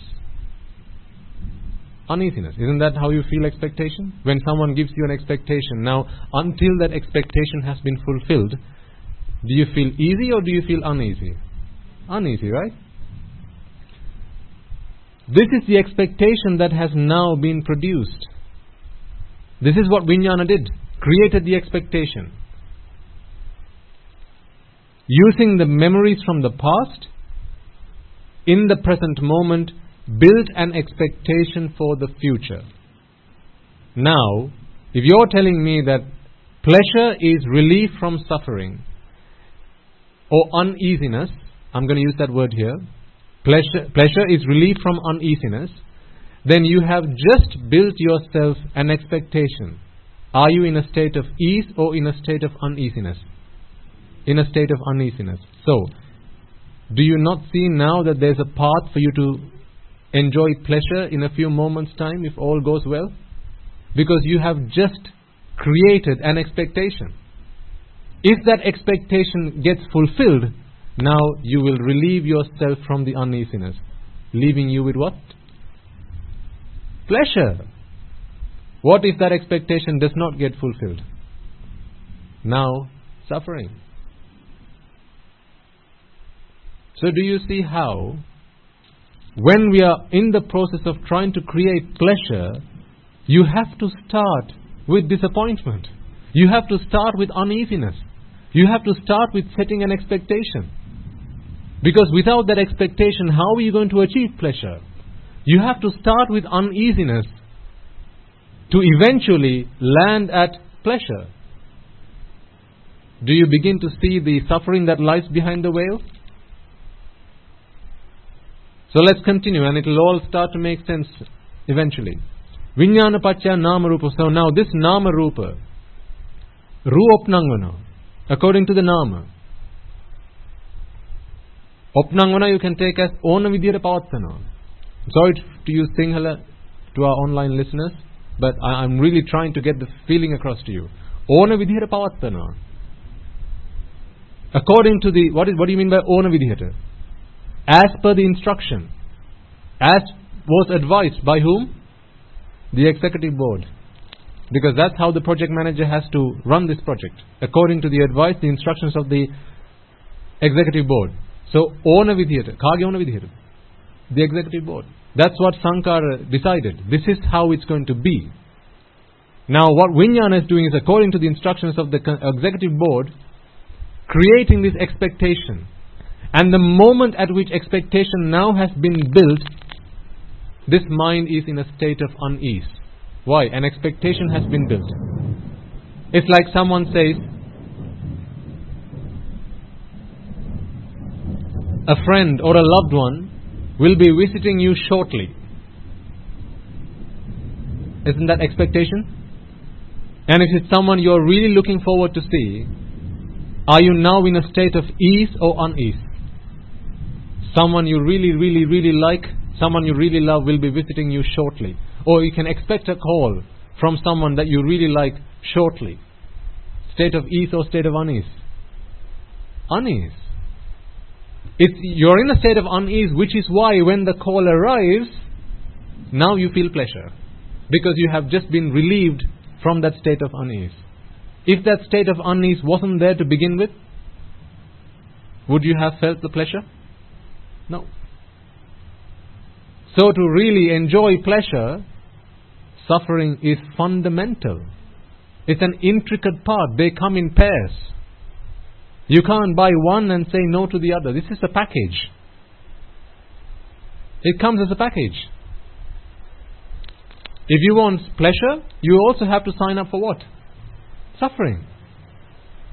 You can't just take the pleasure and say, no, I don't want the suffering. Well, then you can't have the pleasure either. That's how it comes. Remember some time ago I asked you a question? Who here does not like suffering? Put your hand up if you don't like suffering. If you don't like suffering, put your hand up. Don't lie. Because without suffering, how can you enjoy pleasure? Do you get my point? Without suffering, how can you enjoy pleasure? So if you're saying you like pleasure, then you have to say, well, I'm going to have to say yes to suffering as well. Because without the suffering, no pleasure. So now you have built this expectation, which is where Vijnana paccaya nama rupa is the magician, the wizard that built this expectation for the future. Now it awaits for the outside world to bring pleasure. So the last week and several weeks we've been discussing this. Where does someone who is ignorant expect pleasure to come from? The outside world, right? Beautiful flowers, pleasurable, right? So pleasure exists in the outside world. Pleasure exists in the sounds, in the taste, in the smells, in the touch that has to come from the outside world. Says someone who suffers from what? Ignorance. Remember, this is a dependent origination process that is running on the platform of ignorance. So constantly there's ignorance. Ignorance is constantly feeding this process. So now, expectation has been built. It's awaiting pleasure to come from the outside world. Now, how does your mind communicate with the outside world? What does it need? Absolutely, yes. The senses.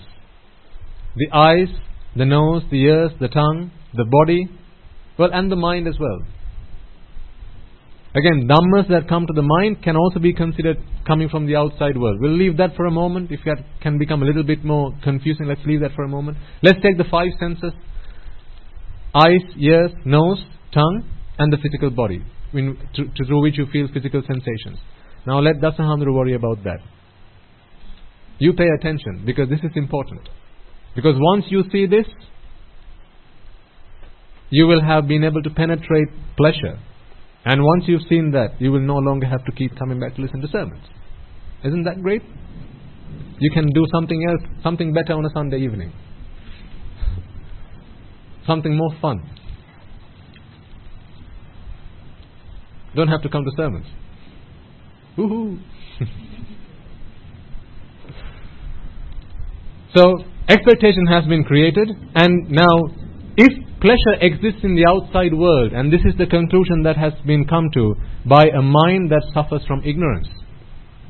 Now, this thought process has to open the 5 senses in the search for pleasure, seeking pleasure from the outside world. Vijnana pacca namarupa, namarupa pacca salayatana. Not indriya, not faculties. Salayatana, ayatana. I like to use the word institutes. I don't know if you'll find it in textbooks, but I shall use that word nevertheless. Institutes, because what do you do in an institute? You produce a product or a service. That's what you do in an institute. You do something, you render a service, you create a product or a service, right? That's what you do in an institute. That's why Indriya and Ayatana are not one and the same word. Now, before this order came through, there were project workers who were just there having a cup of tea, just, relaxing or chillaxing. Just doing their own thing. But there was no project manager to coordinate them. So they were just doing their own thing. But now comes the project manager and says, here's the project draft. Here's the project plan. Now we have to go execute. All on your feet. Let's get to work. So now the workers, they have to go and execute. Do what they can do to help create what? Pleasure world. Because that is what this blueprint is for. So because pleasure exists in the outside world, who says so? A mind that is based in ignorance says so. Pleasure exists in the outside world. Now the eyes open. But it's no longer a faculty. Now it's an institute. This eye is now open to bring in sights in the hope that it's pleasure that is coming through these eyes. That is the belief that it now has. It's pleasure. Open your eyes, look, that's pleasure. Open your ears, listen, that's pleasure. Nose, smell, pleasure. Tongue, taste, pleasure. Body, touch, pleasure. So looking for pleasure from the outside world. To do what? Build the self. These are the bricks, these are the stones, this is the cement that helps to build the sandcastle. So the workers are your eyes, your nose, your tongue, your ears, and your body, who's gone out to bring pleasure from the outside world, so it can build this pleasure world. Namarupa pacca salayatana. Salayatana pacca Phassa. Phassa is contact. So what happens now? The eyes have been opened. So I'll use the example of looking at something, and you can connect that to all the other senses as well. Eyes are now open, expecting pleasure to come from the outside world. But we do know now that pleasure does not exist in the outside world, right? Pleasure is nothing other than relief from suffering. But through ignorance, we come to think that pleasure exists in the outside world. This is why the eye is now open, to bring pleasure from the outside world. Remember, this whole project is running on ignorance. This entire project is based on ignorance.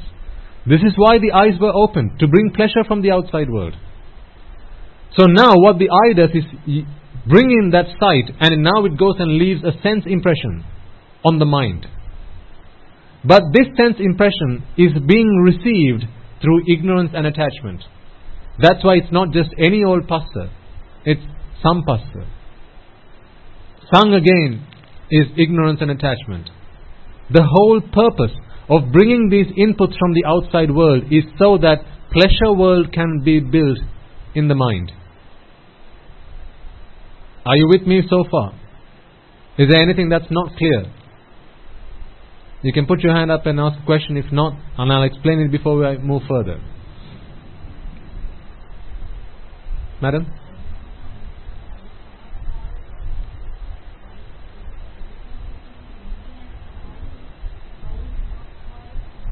Okay. An indriya or a faculty, the eye, its purpose is simply to bring sights from the outside world.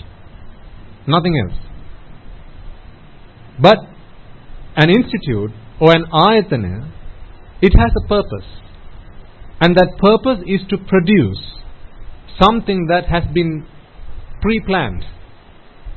Okay, so in an institute you do a job, you produce something that is pre-planned. So according to that instruction you go ahead and you work. But the eye is not for that. It's just there to bring sights from the outside world. So if I were to give you an example, let's take a radio. A radio has an antenna, and the purpose of the antenna is to receive any old radio signals that are in the spectrum, right? In the air, any old airwaves it's going to pick up. But if there's a particular radio station you want to listen to, now you have to tune the radio. When you're tuning the radio, now you're not prepared to listen to any old radio waves. Now you are fixed on one particular frequency. You are looking for a particular frequency. This is why you have tuned the radio. So the tuning is something you do to the radio. The antenna, all the antenna does is just pick up radio waves from the outside. It's not the antenna you're tuning, by the way. You're tuning the receiver on the radio. All the antenna is doing is picking up radio waves from the outside world, and it's feeding all these radio waves to the receiver that's on the radio. And then the radio is now filtering out all the other frequencies and just picking up the right frequency. So likewise, the eye is always an eye. The eye, the only thing that eye can do is take light that comes from the outside world. Just because it's now an institute doesn't mean it's going to take ultraviolet all of a sudden. That's not how it works. It's just light then, now, and in the future. It's always going to be light. But what becomes an institute is really not this eye. It's not this muscular eye that becomes an institute. It's the mind. The mind which has now focused its attention on the eye. That is where the institute is born. Because remember, when someone becomes an arahant, they no longer have institutes. They're simply faculties, right? Just indriya. But did the eye change? No, an arahant never got a new eye. You know, someone who's an anagami, in 10 seconds they're going to become an arahant. You're not going to find dwarfs or smurfs coming around with bags full of ice here. You know, why don't you have some arahant ice? You're going to become an arahant in a moment. That's not how it happens. It's the same eye. So it's not the eye that changes. It's the receiver on the radio. So the receiver is the mind, because it's on the mind that the eye leaves that sense impression. It's the way that the mind receives this. When it's just a faculty, the mind is willing to receive any sight that comes from the eye. But when it's a faculty, when it's an institute, when it's an ayatana, now it has a plan. It has a plan. It's been pre-programmed. I'm not willing to accept any old, whatever you have to bring. I have a plan, and please bring me only what I have asked for. Expecting what you like from a world that is not to your liking. See? Setting expectations on a world that is anicca, that is not to one's liking. This is where it all starts. Did you have a question, sir? Gentleman in glasses, did you have a question? Okay. So all good so far? Is the question answer clear? Okay. So Vijnana Pacchaya Namarupa, Namarupa Pacchaya Salayatana. Now Salayatana includes the sign in the word indicates 6. 6 because eyes, ears, nose, tongue, body and the mind. The 6 faculties which are transformed to institutes in order to receive what it's expecting, not whatever you can give me. I'm here to receive what I'm expecting from you. Okay? Salayatana Pacchaya Passa. So again, it's not just any old Passa. Passa is something that happens to a faculty. Some Passa is what happens with an institute, with an ayatana. So Salayatana Pacchaya Sampassa. Now, Passa Pacchaya Vedana. So what's happening now is the eye is open, sights being taken in from the eye, and a sense impression being left on the mind. So the mind is now filtering through what comes through from the eye, and it's taking the things that it likes. Having given the order to the eye, go, fetch me what I asked for. Having given an order to the ear, go, fetch me what I asked for. I'm trying to build pleasure here, go and bring pleasure from the outside world, because pleasure exists in the outside world. So he thinks. Because that's the only way the mind can interact with the outside world. The mind can't go bring sights. The mind needs the eyes to go bring sights. Remember when we were talking baby Natasha, the mother never left home. To feed the baby, the mother asked the father to go buy food and clothes and toys for the baby, right? Remember? But until the baby was born, the father did not have to do any of these things. He was free to read the newspaper, watch TV, put his feet up and just have a good time and relax at home. But as soon as the mother thought that she had a child, now the father was expected to go shopping, expected to bathe and wash the child, go buy toys, buy clothes, all these things. Just like faculties are there all the time, but the moment that this project plan has now come into the picture, you can't just bring me any old sights and sounds and smells and tastes. I have a pre-programmed agenda, so please bring me what I asked for. And that's where sampassa happens. And then now, here's the next step. Because there's a model that the mind has, this model that was built at the stage where Vijnana Pacchaya Namarupa. Remember the model that was built? When Vijnana Pacchaya Namarupa happened, going into the memory, bringing all those memories from the past and bringing an expectation for the future. So model, expectation, they're all the same things. You can use them interchangeably. Okay, let's take expectation. So now you have an expectation. Let's say expectation of a particular sight that you're wishing to look at, wishing to see. You send the eye on an errand, go and bring me a sight that I want to look at. The eye brought you the sight that it could pick up and offloads it at the mind. Now the mind gets to work. What the mind does now is, here's my expectation, here's what you brought me, let's see how well these two compare. Now it's trying to compare these two. If these two fit by coincidence, not because that's what the mind wanted, by coincidence, if these two fit, now you have Passa Pacchaya Sukha Vedana. This is where pleasurable feeling comes from. If they don't fit, now it's Passa Pacchaya Dukkha Vedana. I'll come to Upeksha later on. Let's follow this track for now. If you go to a shoe store to buy shoes. Now your foot is a particular size. Your foot doesn't grow depending on what shoe size the shopkeeper brings you. He's going to have to find the right shoe to fit your shoe size. So if you go in with a particular shoe size, let's say you're a size 8. Now if the shoe that's brought is a size 8, well, great. What if it's a size 9 or a size 7? Not so great. Why? Because you have a model. You have a particular size for which you are looking for a fit.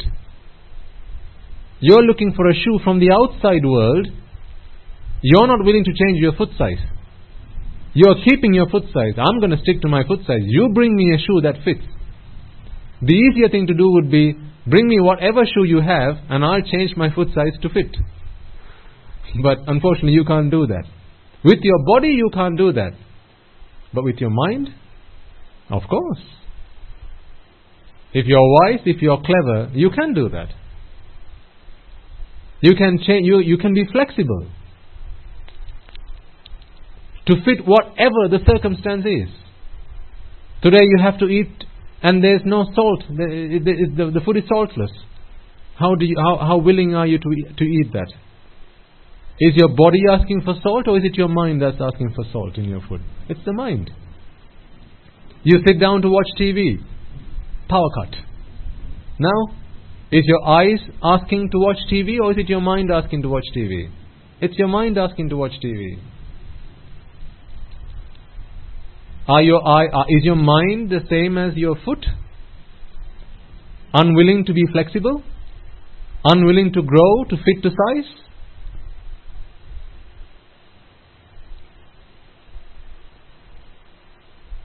Your body can't change size, but your mind can. But the problem is when you are unflexible or inflexible, which is the right term, can't remember. Inflexible? Inflexible, thank you. When your mind is inflexible, now you're not willing to change.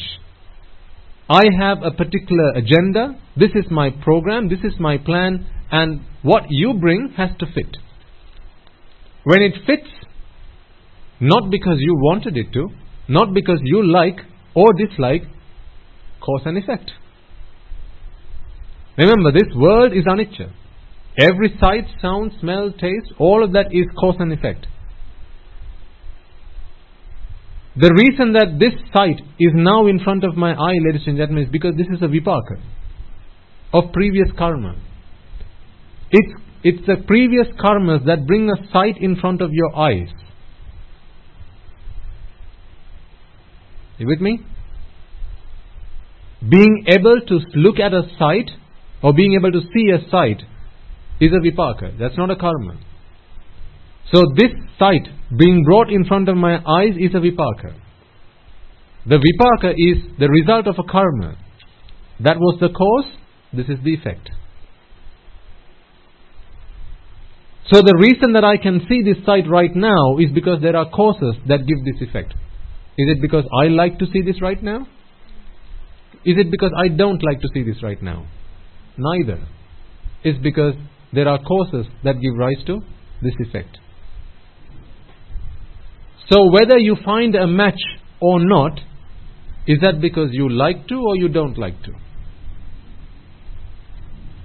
Cause and effect. There are causes which brought that effect. Your eye looking at that particular sight at that point in time, that was the effect of causes. Not because you wanted it or you didn't want it. 3 plus 3 equals 6 because you like it to be so, madam, right? Or is it because you don't like it to be 8? No, 3 plus 3 is 6. That's just the way it is. Doesn't matter whether you like it or you don't like it. No one comes and asks you, I've got 3 plus 3, what would you like it to be? It's just 6. Because when the causes are there, that's the result, that's the effect you get. Whether we like it or we don't like it is immaterial. Has no bearing on what the result is. And likewise, what the vipaka is that comes in front of the eye, that is cause and effect. It's not because you like it to be there or you don't like it to be there. You don't need to think a lot to know that that is true. I mean, look at all the sights that sometimes, you don't like to see, but they come in front of you. Things that you don't like to hear, but you get to hear them. Tastes that you don't like, but you feel them. You can taste them. Smells that you don't like. Foul smells, but still you smell them. Not because you don't like them, but then the same would apply the other way as well. There are some sights that you like to see. You're not seeing them because you like them, because if it's the case, then the other has to be the case as well. It can't be one this way and the other that way. They both have to be universally true. Okay? So, when you have that expectation, and your institutes have gone out and brought in sights and sounds and smells and tastes, and left those sense impressions on the mind, that was a sampassa bit. Now, pasapacchaya vedana, this vedana becomes a sapa vedana, or a pleasurable feeling, or a displeasurable feeling, depending on what your expectation was. That is what determines whether you enjoy that experience or you don't enjoy that experience. Whether it brings you pleasure or pain is dependent not on what came in. It's dependent on what your expectation was. If your expectation was such, or was one, and what you received was a fit. Now, remember, expectation was an uneasy feeling, and you all said so. When I asked you, Vijnana Paccaya Namarupa, was that a pleasure, an easy or an uneasy feeling? And you all said that was an uneasy feeling. Well, guess what? At the point where you are now experiencing that passa, sampassa, where your eye has just gone out and brought in a sight, and that now perfectly fits your expectation, your uneasiness is being relieved. A mind that is ignorant comes to the conclusion, it was the sight that brought me pleasure.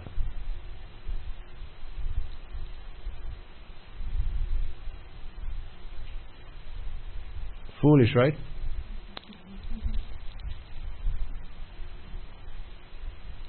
Expectation was fulfilled, therefore uneasiness was relieved, therefore you enjoy pleasure.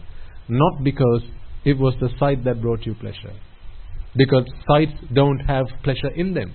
How can they bring you something they don't have? Ever heard of Santa Claus delivering pizzas? No, Santa doesn't deliver pizza. Santa delivers gifts. Because Santa doesn't have pizzas to deliver.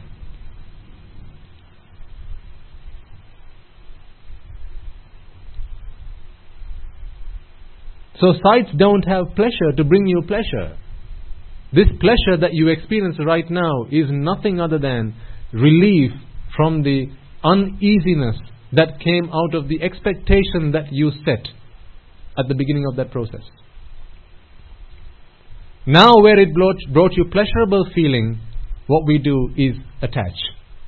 I enjoy that. That's fun. That was pleasurable. Let's go and attach. You can't stop yourself from attaching at that point. You can't break the dependent origination process at attachment. Because if that was pleasurable, remember, it was pleasurable because you started running this process on a platform of ignorance. And the very ignorance that told you happiness exists in the outside world. Well, now, that mindset that the ignorance was in is being proved. To an ignorant mind, the conclusion that was come to through ignorance is now being proved. Right? Because what did ignorance say? Pleasures in the outside world. Let's say ignorance and you are having a debate. Ignorance says pleasures in the outside world. You say, no, it can't be so. Ignorance says, yes, pleasures in the outside world. You say, no, it can't be so. Prove it. You say. Ignorance says, alright, what would you like to see? I'd like to see a yellow flower. And ignorance says, alright, give me a moment. Eye open. Eyes open. In front is a yellow flower. Now you see the yellow flower. Because you wanted a yellow flower, you wanted to see a yellow flower, now you are seeing a yellow flower. And now you say, oh, yellow flower. See, I told you. Isn't that beautiful? It's beautiful. See, I told you, beauty exists in the outside world. Ignorance is able to prove itself. Because we are running on a platform of ignorance. This is why you need wisdom. Even when you are seeing something through ignorance, to stand up and say, no, what you are seeing right now, that is wrong. If you are looking through colored glasses, and what you are seeing is the entire world is the color of the glasses, you need wisdom to know that, no, that is not true. I'm only seeing the world in color because I'm wearing colored glasses. You need wisdom for that. To remove those colored glasses and to begin to see the world in color, you need wisdom for that. Because until you use wisdom, you're going to continue to agree with the conclusion that ignorance gave you, which is, you see, beauty lies in the flower. So beauty lies in sights. Pleasure lies in sights. So let's continue looking at them. So Vedana Pachya Sukha Pasa Pachya Vedana. And then Vedana Pachya Tanha. Tanha Pachya Upadana. So where Tanha, there was attachment. Now you're attached to the outside world. Why? What is the conclusion we've come to through ignorance? It's the outside world that brought us pleasure. That brought me pleasure. What are we ignorant of? What brought pleasure? Release from? Expectation. The uneasiness that we built for ourselves by setting an expectation, that has now been relieved. Forgetting all that, we think it was the flower that brought me pleasure. It was the sight that brought me pleasure. So now you're attached to the outside world. To sight, sound, smell, taste, touch and thoughts. Now we are attached. Well, if they bring me pleasure, then surely you should attach yourself to them. There's no question there. And once you're attached, now Tanha Pachya Upadana, which is clinging. Because attaching is one thing, but when you cling, now it's mine. Attachment is like just touching this. Clinging, that's all mine now. You cannot have it. It's now mine. It's wanting to continue to associate that. In the ignorance that this object, I'm just going to use this object as an example. In the ignorance that this object brought me pleasure, if pleasure is what I seek, and if this has pleasure, what should I do from this point forward? Continue to associate this object. Isn't that why you associate your good friends? They bring you pleasure, right? Do they? Why do you like to be around and hang around your best friend? Because they bring you pleasure. That's upadana. First there was attachment. That brings pleasure. I can see that. I enjoy that. It was that decision. Yes, that brought me pleasure. Now you want to continue your association with that object, person, incident, event, whatever. That's where upadana happens. Now once you've gone into upadana, then upadana pachya bhava, which is your entire existence. Now we are speaking of every thought moment here, by the way. You can speak, you can go macro or you can go micro. Whatever level, it's always dependent on origination that you can look at this. At the micro level, that chitta, that thought that arose at that point in time, its very existence is defined by the clinging that it has, the attachment that it has to that particular object, person, event, whatever. Its very existence is defined by it. So what has come into existence is someone that is seeking pleasure through looking at a sight. Ashwadadena rupa balana bhava. Sorry to use Sinhala again. I'm really struggling here. I want to try and get across the feeling, but I don't know whether it's sinking within your minds. Please tell me if what I'm trying to explain here doesn't make sense, and I'm happy to go over it any number of times until it makes sense. So existence, at that point in time, that thought moment, the very existence is now defined by the fact that the purpose of that existence is to seek pleasure from that particular object to which that thought is attached. Because it's a thought that's attached, not a person. Where's a person? There's no person. It's a thought that's attached. It's a thought that's attached to that very object through which it's trying to build this pleasure world. That's the existence. And through existence, bhavapacchaya jati, there is a being. Again, being is not a person that we speak of here. What has come into being, let's put it that way. What has come into being, it's like baking a cake actually. To give you an example. When you've put together all the ingredients of the cake, and now you put the cake in the oven, you switch on the oven, until you're prepared to pull the cake out and you go, now that is a cake, the duration between putting the cake into the oven and letting the cake bake, all of that is bhava. Because it's going through the process of giving rise to a cake. You've put in all the factors now, all that's required is heat. And what needs to happen at the molecular level for those ingredients to, heat up and then for that cake to form. And that has to happen in the oven. So, coming into existence is a process that is happening inside the oven. Coming into existence is a process that's happening inside the oven. So, give it enough time. Well, and you'll know this. When you bake a cake, what do? From time to time, you open the dough, pull it out and check if the cake is made, right? If it's now good enough to take out of the oven. But if it's not ready, what do? Put it back and then leave it for a few more minutes. And then again you check it and then put it back again until you're happy that the cake is to your liking. So likewise, once you put these ingredients into the oven, now it's in the process of becoming. Cake bhava. You can apply this to anything.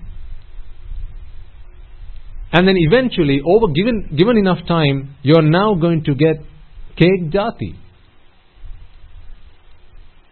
Now the cake has become what? A cake. Because I don't know what the term is for a cake that has not yet become a cake. It's the flour, the sugar, all that stuff that you put in for the cake to be formed. That, those ingredients go through the process of becoming, and eventually it goes into a state of being a what? A cake. Likewise, this thought that was attached to a particular object, seeking pleasure from that object in order to create pleasure land, pleasure world, went through all these steps in the dependent origination process. It would attach itself and then went and continued to associate itself with that object, went into upadana, and then from that point forward, it's now, this castle is now being built. This castle is now being built such that you can become king. Because to become king, you need a castle. The moment the last brick goes on the castle and the flag gets posted, now you have your castle.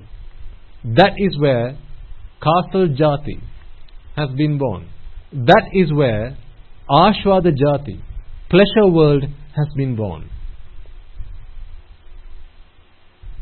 Now, I understand that is a little bit heavy. I think if we can just take away what I'm about to tell you now, that is enough. If we are able to understand that pleasure was only experienced because an expectation was set, and that expectation was fulfilled.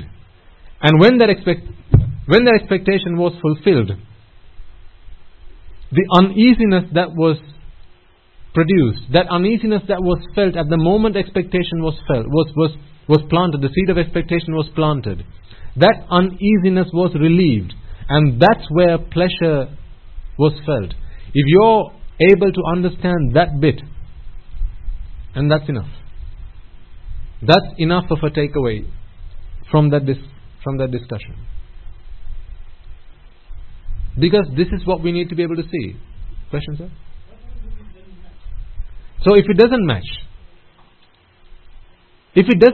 then Vedana Pachya, not Tanha, Patiga. Patigha. Ga is gatima, friction, conflict. Pati is again bandima. Pati is belt, right? To attach.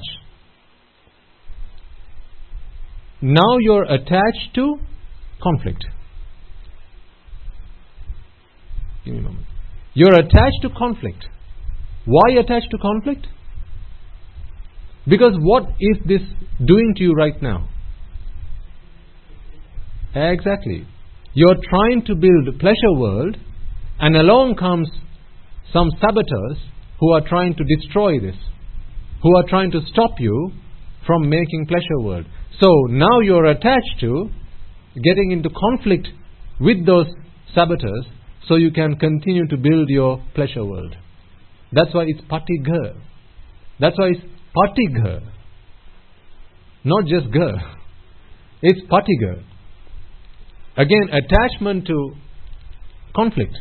You're attached to conflict. Now you're prepared to fight. I'm willing to fight. I'm willing to rebel. To do what? So I can continue building my pleasure world. And then patika pachya adimokha. That is a resolve, a firm determination. So in upadana, what happened was close association, right? With upadana, when it was tanha pachya upadana, there was attachment, and then from that point, if it was the object that brought me pleasure, then to continue my enjoying pleasure, what I ought to do is to go and continue my association with that object that brought me pleasure. Remember, it's a consciousness that's based in ignorance that's giving us this conclusion. Because pleasure never exists in the outside world. See where it's all going wrong? Right from the start, this was going astray. It's like a stray dog, this mind. Completely going astray. Thinking that it's the object that brings me happiness. So that's what happened when it was Vedana Pachya Tanha, where it was happiness, pleasurable Vedana. So when it was unpleasurable Vedana, Dukkha Vedana, then it was Patiga. Now I'm willing to fight. I'm happy to fight. Come on, bring it on. I'm game. Ready, let's fight. Why? Because you're taking away my happiness. I'm trying to build my sandcastle, and the water's coming and washing it away. Who do I fight with? The water. Because what do I think now? The sandcastle brings me happiness, and the water brings me unhappiness. The problem's where? Outside world. And so therefore, patikapachya adimokha, which is now a firm resolve, a firm determination to win this battle. I will not give up until I have beaten my enemy. Now it's a firm resolve. I will somehow or the other eliminate whatever it is that is getting in my way to building my pleasure land. And then again, adimokha pachya bhava. Bhava pachya jati. Again, now you go into a state of being of someone who is rebelling, someone who is in conflict. So when I say someone, please use these words carefully. We're speaking of a thought. Every chitta this happens, right? So it's not a someone, but when I use the word someone, it's easier for you to relate to it. So this is a thought that's getting into conflict because it's trying to create pleasure world, but the outside world is not letting it do it. Oh boy. And then finally, becoming goes into a state of being. Now what has arisen is a thought whose purpose was to initially create pleasure world, but along the way the outside world stopped it from doing that, and now it's in a state of conflict. So with the next thought that arises from this point forward, it's now, let's get to battle, let's get to war. Because whatever that's coming in my way, whatever it's getting in my way to building building my castle, I'm not going to let you do that. So let's fight. Until, again, eventually there's going to be a moment where Vedana Pachya, Passa Pachya, Sukha Vedana. And then, right, okay, we are back to business. Did you have a question, sir?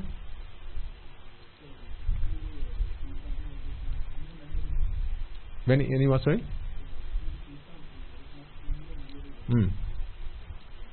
Okay. So if you see something that's not in your memory banks, and we'll have experienced that plenty of times. The first time you opened your eyes and you saw a woman that was holding you in her arms. You didn't know who that was. Eventually you found out. Right? So what happens is, your eyes are still able to see color. It will pick up color. Your ears will pick up sounds, or even noises, if you want to call it that. But it's not going to pick up a song. Your eyes will not pick. Your eyes never picked up. Your ears never picked up songs or music. All it picked up was sound anyway. Your eyes never picked up flowers or trees or birds or bees. All it picked up was sights and colors, right? And that's all it can ever do. It's never going to change. But what can happen is, if the mind has not experienced this before, now the mind goes into a state of vexation. Now the mind is suffering again. What is this that I'm just looking at? Remember, I think in a previous sermon many months ago, I asked you, when you go visit a friend on their birthday, what do you normally take them? A present, right? What do you do to the present before you give it to them? Wrap it up. You think that's nice?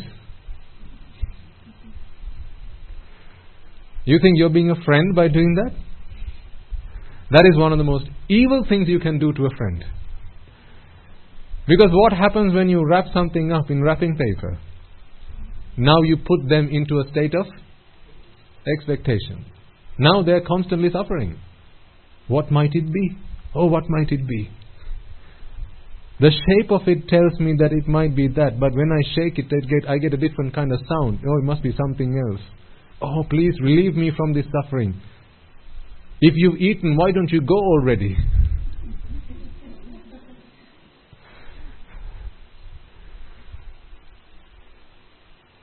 That's why I think in the Western world, that's not how they handle presents. You got to unwrap it the moment it gets handed to you. I think that's the right way to go about it. Why leave that poor soul in such a state of suffering? Because if they don't have a way to redeem themselves from suffering, if someone doesn't understand that it's expectation, that it's attachment that leads to suffering, then why keep the poor soul in suffering? Now that's not to say don't wrap your presents up before you give to your friends. But it's something to think about. This is why we wrap them up. See, the reason you wrap them up is to give them that promise, that expectation. Now when you hand that gift to the other person, you might think, oh, this is worthless. I don't know if they're going to like what I'm giving to them. But they're going to like it until they open the present. Until the wrapping paper comes off, they're going to love it. Why? Because now what's in there is what's in their mind, not what you brought them. It could be a brick, for all you know. But to them, it's whatever is in their mind. Because they have created pleasure world just looking at what you have in your hand. So what happens then, to answer your question, Pata, is when you see a sight that you don't know, your mind goes into a state of vexation. Because what is the mind always trying to do? What does the executive board always issue orders to do? Build what? Pleasure. To build pleasure land, well, you have to know what pleasure land looks like. You can't just go and build any old thing. You need to know what pleasure land looks like. To know what pleasure land looks like, you need to know what nama you have in your memory banks, so that you can then shape them up. You need to know what kind of clay you are working with, so you can mold your items, mold the things that you are trying to work on. So if you don't know them, now you're in a state of vexation. Now you're suffering to know them, to get to know them. So now what you do is the mind constantly goes into a state of vexation, wondering, what might it be? What might it be? How can I use this to build my pleasure land? This is why when you open those gifts, remove the wrapping paper. Isn't there always a feeling of pleasure when you do that? When you unwrap gifts, a really subtle feeling of pleasure. Not knowing what the gift is, unwrapping it to find out what it is. Because it might be that you either like it or you don't like it. But that's the future. I'm talking about the present moment when you're unwrapping it to find out what it is. Getting to know what it is. Later on you can decide whether you like it or not. But just getting to know what that object is, doesn't that relieve you?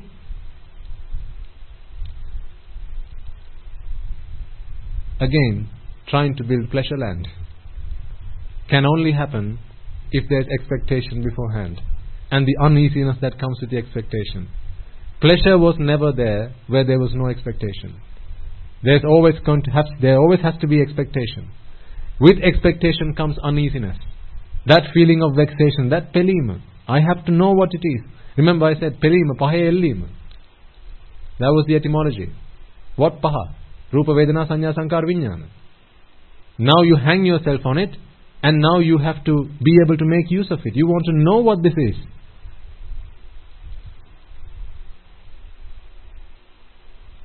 So now you go into this state of suffering. It's like with any object that comes into your mind. That's why I refer to the pentagon. Ferrari in a pentagon. The reason I use the pentagon to explain that is because there are 5 sides to a pentagon. That's why it's called a pentagon. Genius. And the 5 sides are Rupa, Vedana, Sanya, Sankara, Vijnana.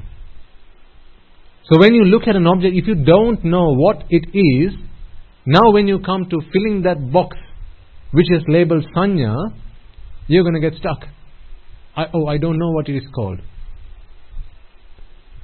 Any of these 5 boxes, if you can't fill them, that's a state of vexation. Because what must the mind need? What does the mind need to produce ashvada? To produce that moment of pleasure? It needs all 5, right? So if at least one of these boxes are empty, now it can't build that moment of pleasure. You can't build that castle because there's one type of raw material missing. If it needs sand and brick and stone and water and cement, let's say you need all those 5 things. It's no good just having water and sand and brick and whatever if you don't have the 5th thing. You need all 5. So as soon as a thought objects come, so you look at an object, open your eyes, now you can see it. The first thought that goes is a vipaka chitta. Actually, something I did yesterday I thought, let me just go and do some studying, and I turned the pages of one of the Abhidhamma books just to prove a point. And I'm glad that I found what I was looking for. Again, expectation. And I was relieved from that. Because I've been trying to prove this point to you, ladies and gentlemen, that beauty does not lie in the outside object, right? Happiness does not lie in the outside object. It never did, it never does, and it never will. And I was able to prove that in the Abhidhamma. Because seeing is something that happens as a vipaka. Looking is the karma. Now, if happiness exists in the outside object, let's take this flower for an example. Seeing the flower is a karma or a vipaka? It's a vipaka. Looking at the flower, that's a karma. Seeing the flower is a vipaka. Now, if happiness does not exist in the flower, then a vipaka chitta can never have sapa or duk vedana. Can it? Can it? No. Because if seeing is a vipaka, and your seeing a flower is something that happens as a result of a vipaka, and if happiness does not exist, sukha or duk vedana does not exist in the flower, then a vipaka chitta through which you see a flower cannot have sapa vedana and duk vedana in it. Well, either or, it cannot have it. Because with every chitta there are 7 chaitasikas, which are can't remember the English term now. Mental factors. There are 7 mental factors which are universal. Sanya, Chetana, Ekagrata, Jivitendriya, Manasikara, and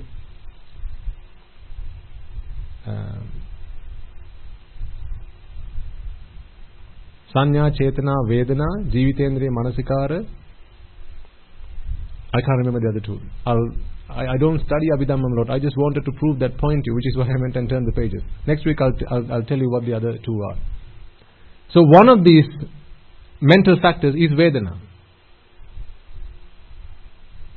And Vedana is either Sapa Vedana, Duk Vedana or Upeksha Vedana. Okay?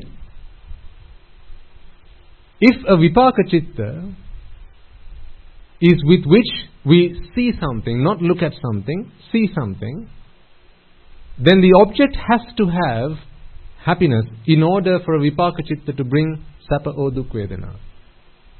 But if you refer to the Abhidhamma text, what the Buddha very clearly said is Vipaka Chittas do not have Sapa or Duk Vedana. They're all Upeksha Sahagata.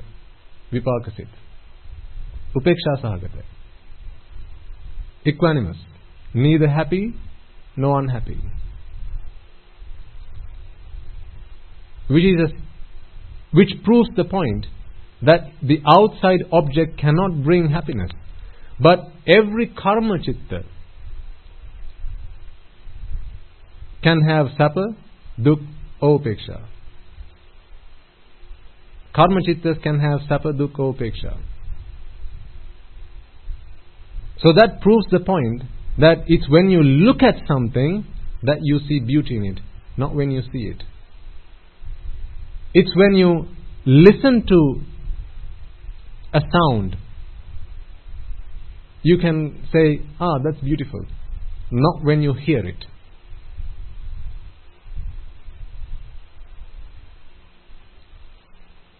So, once we understand this, now you don't need to go to the Abhidhamma for that.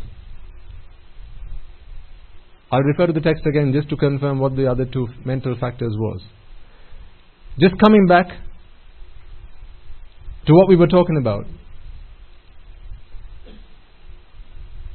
Remember what the Buddha said. The reason that beings go through samsara is because they are unable to penetrate the veil of pleasure. Because pleasure we all experience. We feel and experience pleasure, but not see what pleasure really is. Without seeing what pleasure is, through wisdom, you're continually going to attach yourself to it. Because all you will know is, I experience pain and I experience pleasure. There's pain again and then there's pleasure again. Pain, pleasure, pain, pleasure. Until you one day see that this pleasure is nothing other than relief from pain in the first place. And then you realize, well, where is the pleasure? It's just pain, pain, and more pain. Suffering, suffering, and just more suffering. A couple of weeks ago, I remember I asked you the question, did you ever go to a salon and ask for a loaf of bread? And you all said, no, you didn't. You've never done that, and you never will do that, right?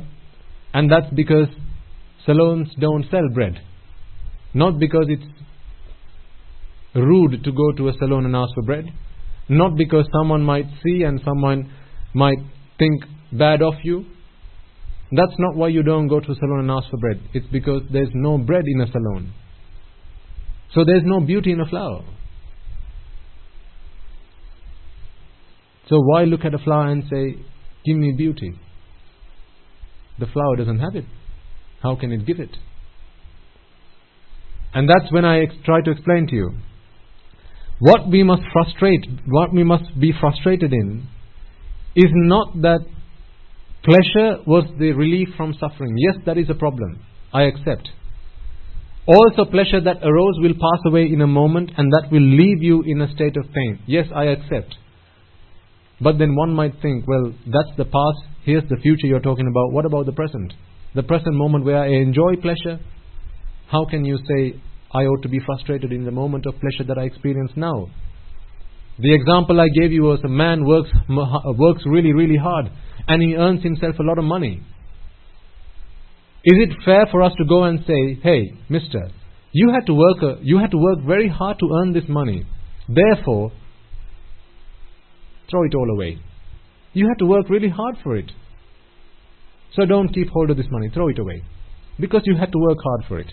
You didn't enjoy working hard for it, did you? No, I didn't. Therefore, throw this money away.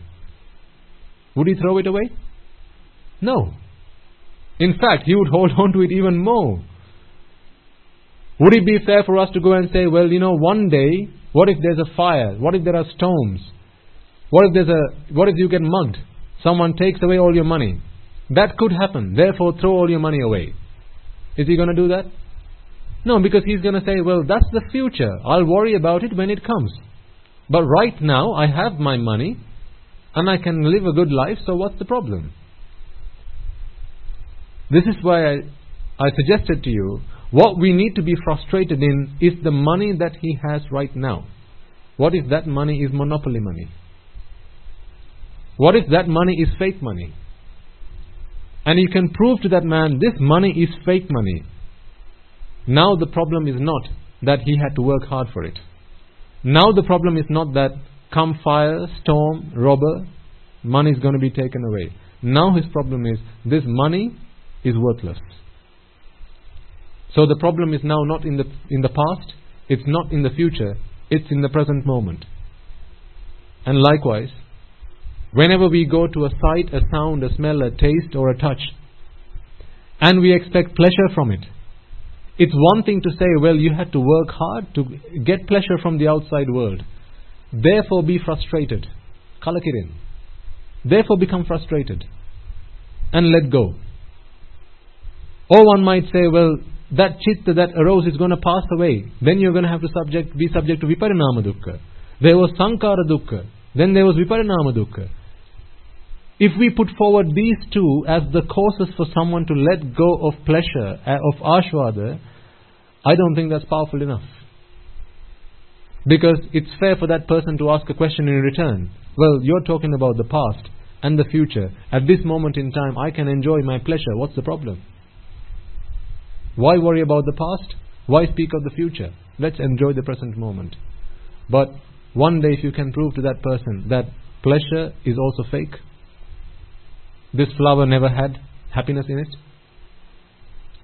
the sight never had happiness, the sight never had pleasure, sounds never had pleasure, taste, touch never had pleasure. Pleasure was nothing other than relief from suffering. When that point has been proved, now you become frustrated in that present moment of pleasure as well.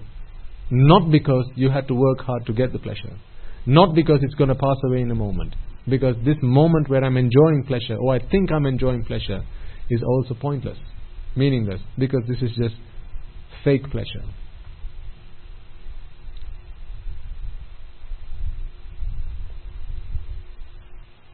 So if you are able to penetrate through the veil of pleasure, then you have seen the dependent origination. If you have seen dependent origination, you are able to penetrate the veil of pleasure. Do either, you are on the path to redemption.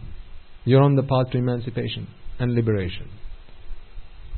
That's why the Buddha said, and as I explained to you at the start, the reason that beings go through this transmigrational process in samsara is because they are so attached to pleasure. They don't realize what lies behind pleasure. They don't realize the full story that lies behind the pleasure. They don't see the back scenes. They don't see what happens behind the curtains. You watch a movie and it looks like the actors, they're having a lot of fun. But that's because you're not the director. That's because you haven't been there. You haven't seen what happens behind the scenes. You haven't seen how many times they say, cut, cut, cut, again. You haven't seen all that hard work and labor that has to go into it. Because all you see is the world that has been portrayed in front of you. Because we've not used wisdom to penetrate this veil of pleasure, this veil of ignorance. So when you see that, you will begin to realize there is nothing in this world that is worth attaching to. Because what were we attached to all time in samsara? To things that brought us pleasure. What is pleasure now? It's the relief from suffering. Nothing else. Is there a point in attaching to sights or sounds or smells or tastes or touch in the hope of pleasure? Is there? No. Why? Because sight, sound, smell, taste, touch never had pleasure, so they're not going to bring you any pleasure. So what's the point of attaching to them then? It was just the relief from suffering, and that suffering was expectation that you set yourself. You say, I want X. You get X, you're happy. You say, I want Y. You get Y, you're happy. Now is happiness in X or Y? Which one of these is happiness in? X or Y? Neither. You asked for X, you got X. Now you're happy not because happiness was in X. You're happy because you got what you asked for. That's why you're happy. Because setting that expectation itself was the start of uneasiness, vexation, pain and suffering. That pain you were relieved from. That's all. When you're hungry, what can relieve you from hunger? Just food? What can relieve you from hunger? Something. Doesn't have to be food. Does it have to be food? What if you ate red bricks? Would you not be relieved from hunger? Well, there will be consequences later on, yes. But I'm speaking of hunger. Wouldn't you be relieved of hunger? What about sand? Yes. Polythene? Why do cows eat polythene? To relieve themselves from hunger. What about grass? Yes, that will relieve you of hunger. Anything that goes into the stomach is going to relieve you from hunger. It doesn't have to be food. It just happens to be that as intelligent human beings, we take food. That's just coincident. That's just coincidental that we take food. Just so that it doesn't cause us harm later on. That's why we take food. But if it's just hunger that we are trying to deal with, anything can relieve ourselves from hunger, provided there's something that goes into the stomach. Right? And similarly, when you're in a state of vexation, it doesn't matter what comes in. All you need is to be relieved from vexation. Whether that is Rupa Vedana Sanya Sankara Vijnana, whether that's sight, sound, smell, taste or touch, whether that's Richard, Sam, Bob, John or Jane, it really doesn't matter. It doesn't matter what comes from the outside world, because none of them can bring you happiness. So it doesn't matter what comes in. If none of them can bring you happiness, does it matter what comes in? No. If there were some things that could bring you happiness and others that couldn't, now it matters, right? Because then you will only want those things that can bring you happiness to come in. But if none of them have happiness, then does it matter what comes in? No. You just need something to relieve yourself from hunger. And likewise, when this mind is in a state of vexation, it just needs something to relieve itself from that vexation. And when it does, at that point you feel pleasure. Now you go and attach yourself to pleasure, thinking that it was that outside object that came in that brought bagfuls of pleasure on its back and offloaded it on your mind. For as long as that continues to be our belief, our perspective, our view, you continue to attach yourself to the outside world. And then continue to go looking for jewels in the maze, not knowing that every jewel you touch is a hologram.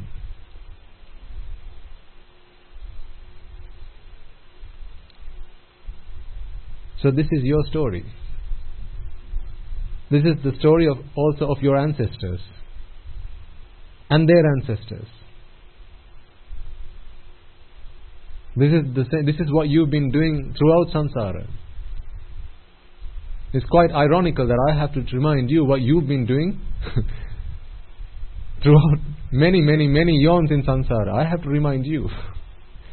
But this is all you've been doing, nothing else.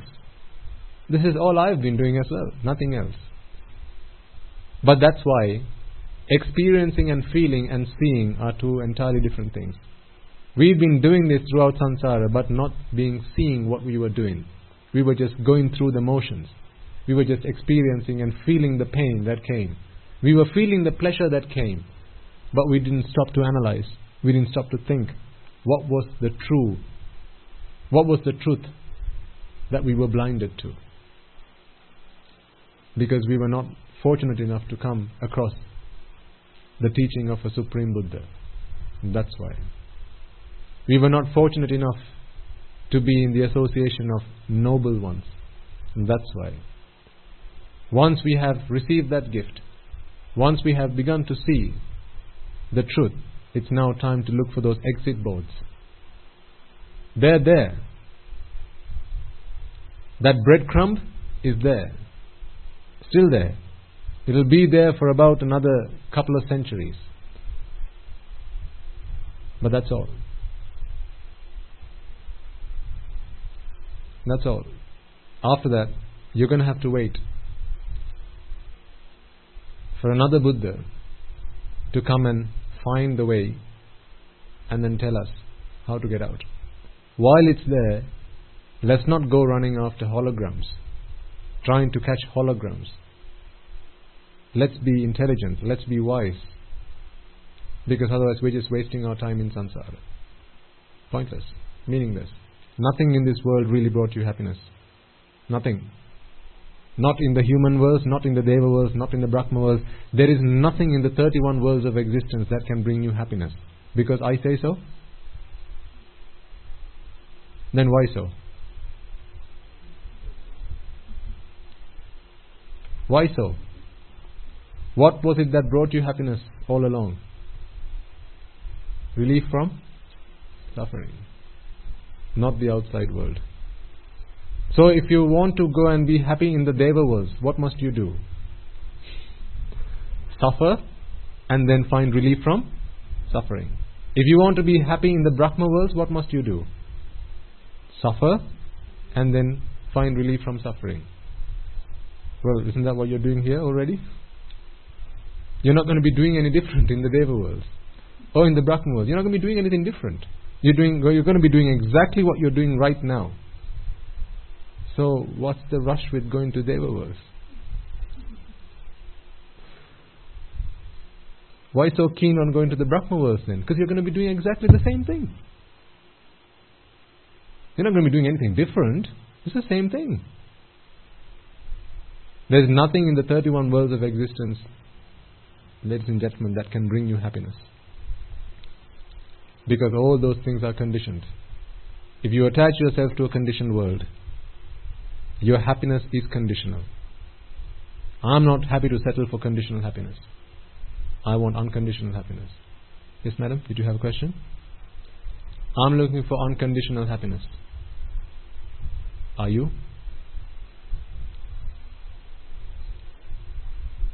Well, then begin to act. You got to do something about it. If you've seen that there is nothing in this 31 realms of existence that can bring you happiness, ladies and gentlemen, then it's time to act. You've got the 20%. Now it's time for the 80%. This is 80-20. Pareto principle throughout. It's time to act. I can only give you 20. The Buddha can also only give you 20. The remaining 80 lies with you. So contemplate. Reflect on this.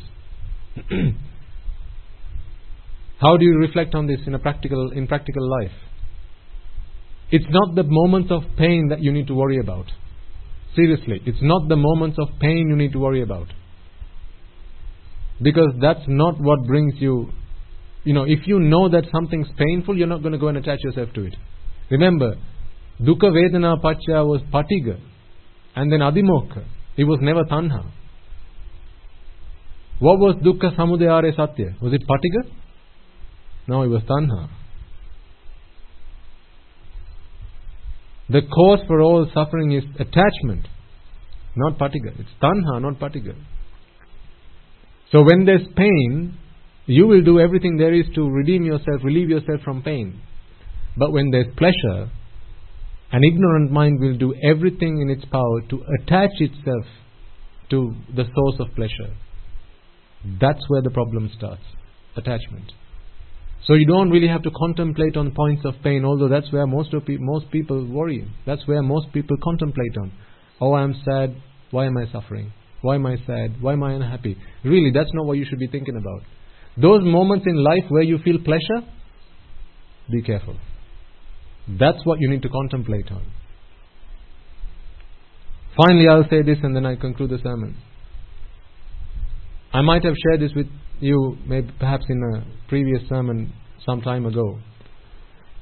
Most people use the Buddha's teaching, or at least the Buddha's philosophy, incorrectly. They use it for one of these two things. They use it for blessings, and then they use it as a repair shop for broken things. Blessings like you get when you go to a kovil or at the church, when a child gets blessed, blessed water, when a child gets baptized, I'm not saying there's anything wrong with that. All I'm saying is that is not what we ought to be using the Buddha's philosophy for, his doctrine for. There's a greater purpose to achieve. A guy sees a girl in his class or at the workplace and thinks, she's pretty.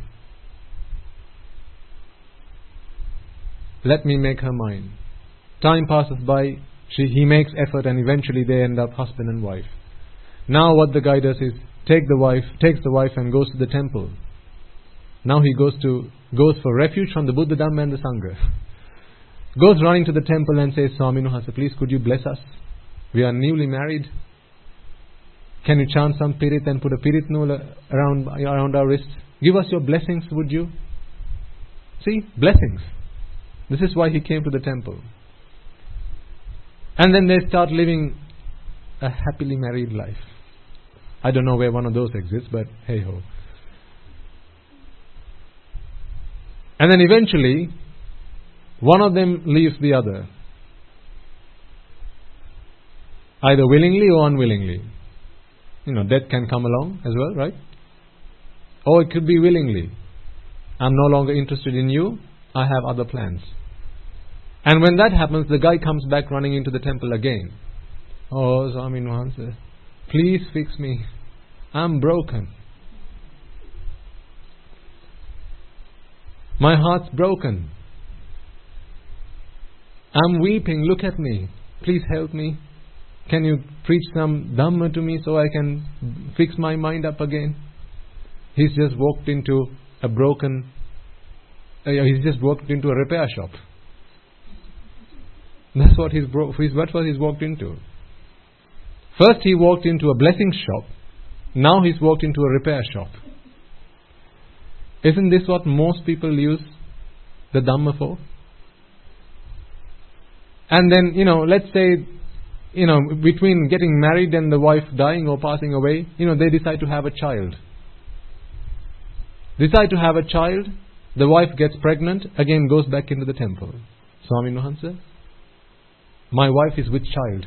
Please could you bless her? Please can you chant Angulimala Pirita? And sprinkle some holy water? And tie the Piritnul again?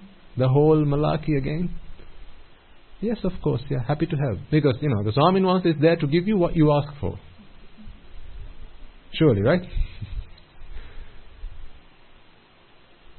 And then one day, the child breaks a leg, falls ill.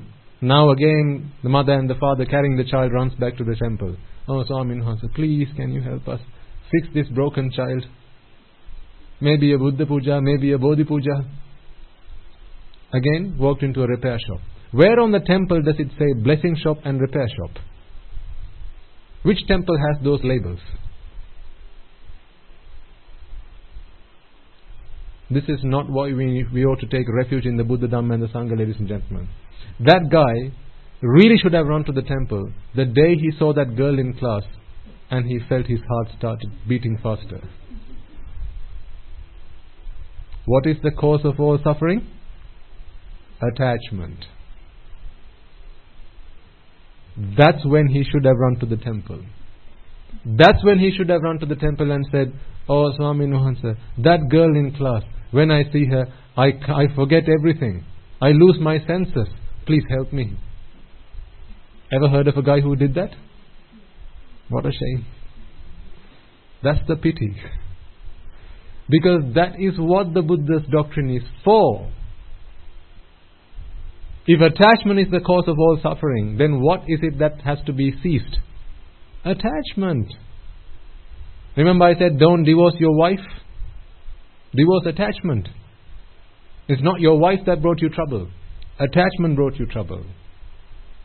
Don't divorce your husband. Divorce attachment. Because it's attachment that brought you suffering. Not the husband or the wife. They're harmless. If the guy had done that, would he have had to go back to the temple, to that repair shop, and ask the monk for help when the girl left? When the couple decided to have a child, was it not that moment when they should have run to the temple and said, oh Swami Nuhansa, my wife and I, we feel like we want to have a child. Please can you preach some Dhamma so that we can change our mind? So that we no longer want to do that. We no longer want to go through that and bring a child into this world. Because what's going to happen now? Attachment. In the mind, already attached. Because at that point you can reverse. But the moment the child comes into the mother, now there's no reversing. Now it's too late. If he had done that, he would never have to have gone into the repair shop again for a Bodhi Puja. Because the child broke a leg. Because there was no child to break a leg. If he had only done that. So, ask yourselves, what do you seek refuge in the Buddha, Dhamma and the Sangha for? Do you seek refuge for blessings? Or do you seek refuge as a repair, for a repair shop, as a repair shop? If it's one or the other, or both, then I'm sorry to say, you have really not taken homage in the Buddha. You have not taken refuge in the Dhamma or the Sangha. You have not seen the Buddha yet. You have seen who the Buddha was, but not who the Buddha is. You have seen what the Dhamma was, but not what the Dhamma is. You have seen who the Sangha was, but not what the Sangha is. Attachment is what causes suffering every single time. The moment you see attachment, the moment you experience that moment of pleasure, treat it then and there. Treat it then and there, ladies and gentlemen. If you want to go to Nibbana, if you want to attain Nibbana, be mindful of the moments of pleasure, not the moments of pain. Most people spend a lot of time and effort focusing on moments of pain. That's not what brought us suffering. It's the moments of pleasure that brought us suffering. Remember, the rat had to take the second class, which was how to avoid the lure of the bait, not the trap. The trap is painful, but the bait is very pleasurable. That's what it needs to try to avoid. That's why I say, in practical life, when you experience moments of pleasure, and you will, sitting in front of a TV, Your favorite TV program comes on. What do you experience? Pain or pleasure? Yeah. You see someone you like. You see someone you love. Pain or pleasure? Pleasure. You get to eat some food which you find delicious. Pain or pleasure? Pleasure. That's what you need to be careful of. That's what you need to beware. Because if you're experiencing pleasure right now, then guess what? You are in a state of suffering. Yes, madam. Yes, yes. To see that whatever you're attached to, the reason that you're experiencing this pleasure right now is because you were in a state of vexation beforehand. It's the relief from vexation that always brought me happiness. If that is the case, what is the point of this happiness? What is the point of this pleasure? It's meaningless, pointless, essenceless. Hit yourself, then apply some oil, that feels good. You enjoy that, what should you do again? Hit yourself again. If that is how pleasure can be sought, then what is the point of that pleasure? Meaningless, essenceless, pointless, right? That's where asaratte. That's where you need to be seeing asaratte. Anattang asara kattenati. You can look at anicca, you can look at dukkha, you can look at anatta. Any of these three ways. They all work equally well. Those whose faculty, those who are primarily advanced in wisdom, or rather in shraddha, conviction, they see the world through anicca. Those who are primarily advanced and advanced in the sense of effort, virya, they see the world through dukkha. And those who are advanced in their view of in prajna, wisdom, they see the world through anatta. Even bodhisattvas are like that, right? You will have heard of that, possibly. Bodhisattvas, prajnatika buduvaru, shraddhadika buduvaru, viryadika buduvaru. Their prime faculty was either wisdom, effort, or shraddha. Gautama Samma Sambuddhajan Vahanse was a bodhisattva who was more advanced in prajna than the other two. Maitri Buddhajan Vahanse is one who is advanced in virya, in effort, more so than prajna. There are many times in the Jataka stories where Maitri Bodhisattva and Vahanse and Gautama Bodhisattva and Vahanse met many occasions. And on those occasions where there was an opportunity for them to engage in a meritorious deed, Gautama Bodhisattva and Vahanse always took a chance there. He always took the lead. On one occasion where they were both Brahmins walking in the forest, and they heard a noise, and that noise was coming from an animal. And when they approached, they could see that there was a large pit into which a tiger, a mother tiger, had just given birth to a litter, a young litter of 2 or 3 baby tigers. Now, these two bodhisattvas were observing this, and they realized that this mother tiger must be famished, hungry. So what they were looking at was this mother tiger was approaching the baby tigers to eat them, because it was so hungry. But as soon as she approached the babies, she realized, no, I cannot do this. This is my litter. These are my babies. So it walks away, and then it goes another turn, unable to bear the pain of hunger. It does this several times, and then these two bodhisattvas, they discuss between themselves, and then they agree that if we don't do something about this, this mother is going to eat those baby tigers very, very shortly. So we better go and find her some food, because she's famished. So what Maitri Bodhisattva and Vahanse does is he suggests to Gautama Bodhisattva and Vahanse, why don't you watch God, I'll go and grab some meat for this animal. And he goes away. He takes some time to go and find something for this animal to eat. But when he comes back, he couldn't see his friend that he left behind. He looks around, but there's nowhere to be seen. And the mother tiger is not crying anymore. There's no noise coming from the pit. So he walks up close to the pit, and he looks down into the pit and he sees there's a pool of blood. But none of the baby tigers have been hurt. And the mother is comfortably sleeping. And then he looks around the pit. There are no footsteps. The last footsteps were seen of them approaching the pit, but there are no footsteps of anyone leaving the pit. So he realizes what's happened. What did the Gautama Bodhisattva Mahamsa do? He jumped into the pit to sacrifice himself so that the mother tiger would not eat the baby tigers.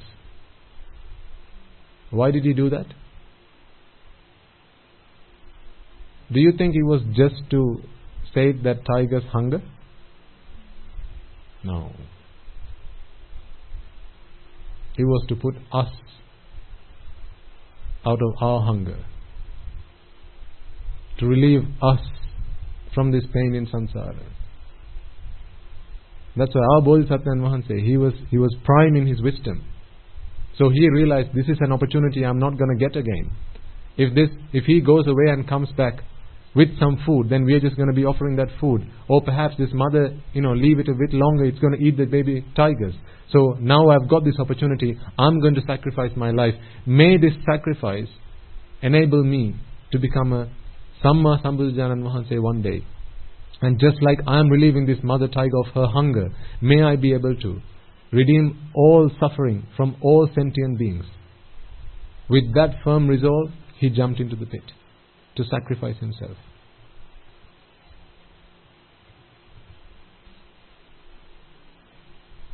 Anyway, I digressed. But it's good to learn a thing or two about how our Bodhisattva Mahamsa came through in samsara and how much he's done for us so that we have the gift of Dhamma today. At Lord Dipankara's feet, he had every opportunity to put a stop, but he didn't. Because that's not what a Buddha comes into this world for. A Buddha comes into this world to relieve all sentient beings from suffering. And that includes you, madam, includes you, sir, and you, sir, and me. All of us here. Everyone that's listening to this sermon. Everyone that's unable to listen to this sermon. Everyone. All sentient beings in all 31 realms of existence. Every single one. Not everyone's going to make use of it. But that was his sacrifice. That was his resolve, his determination. So if you want to do right by the Buddha, if you want to do justice to the sacrifice that he did, what do you think we all ought to do then? Make use of the gift that he gave us. Make it part of our lives. All that sacrifice, let's make sure that it wasn't a waste of time. Let's make sure that it didn't go in vain. Let's make sure that when we shed our last breath, in this lifetime, I'm not talking about the next, in this lifetime, when you shut your eyes for the last time, promise yourself, ladies and gentlemen, that I will look at the Buddha in his face. You might be blind by then, but you will have seen what the Buddha looks like. You will look at the Buddha in his eyes and say, Lord Buddha, your effort was not in vain. Your sacrifice for me, I made the most of it. Today, you are my father, and you may call me your son. You may call me your daughter. Then look at the Buddha's face, and you will see a very subtle smile on his face.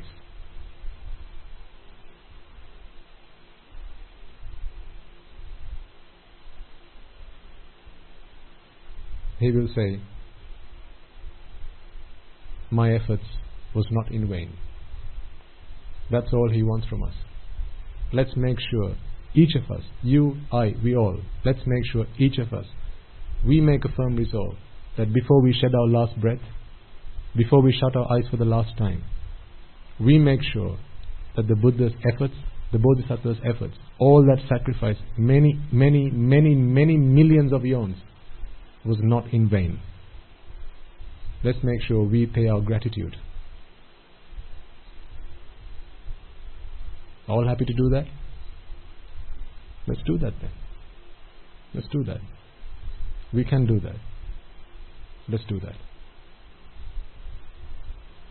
Okay, so with that we'll conclude the sermon then.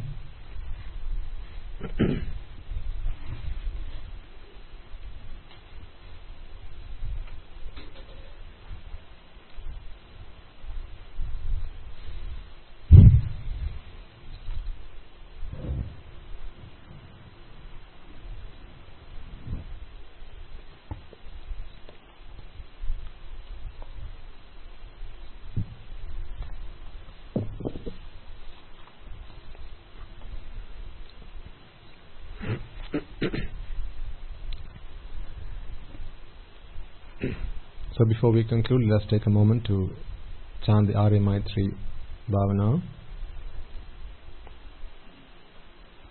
If there are any of you who don't have a copy, then please speak to Mrs. Amanda and she'll be happy to provide you with a copy if she has any spare.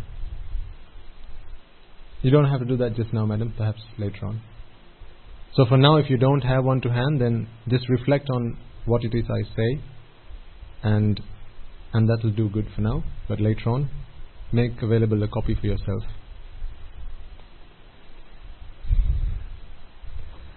May I and all beings in all worlds be freed from the fire of birth, freed from the fire of decay, freed from the fire of illness, freed from the fire of death, freed from the fire of sorrow, freed from the fire of lamentation, healed with the ultimate bliss of Nibbana, healed with the ultimate bliss of Nibbana, healed with the ultimate bliss of Nibbana.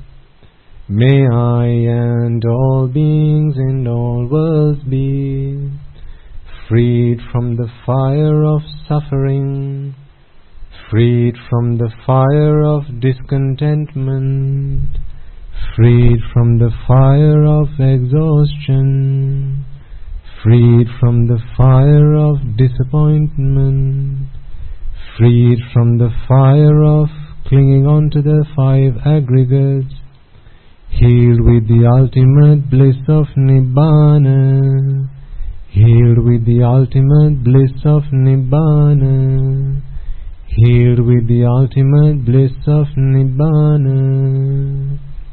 May I and all beings in all worlds be freed from the suffering of samsara, freed from the disease of samsara, freed from the fear of samsara, freed from the fire of samsara, freed from the burning of samsara, freed from the sorrow of samsara, freed from the lust of samsara, freed from the clutches of samsara, healed with the ultimate bliss of Nibbana, healed with the ultimate bliss of Nibbana, healed with the ultimate bliss of Nibbana. The karma worlds are in despair. May I and all beings be freed from the karma worlds. The rupa worlds are in despair. May I and all beings be freed from the rupa worlds. The arupa worlds are in despair. May I and all beings be freed from the arupa world. All worlds are in despair. May I and all beings be freed from all the world. Nibbana is the only salvation. May I and all beings attain Nibbana. Nibbana is the only salvation. May I and all beings attain Nibbana. Nibbana is the only salvation. May I and all beings attain Nibbana. Letting go is the only salvation. May I and all beings let go. Detachment is the only salvation. May I and all beings be detached. Being freed is the only salvation. May I and all beings be freed. Nibbana is the only salvation. May I and all beings attain Nibbana. Nibbana is the only salvation. May I and all beings attain Nibbana. Nibbana is the only salvation. May I and all beings attain Nibbana.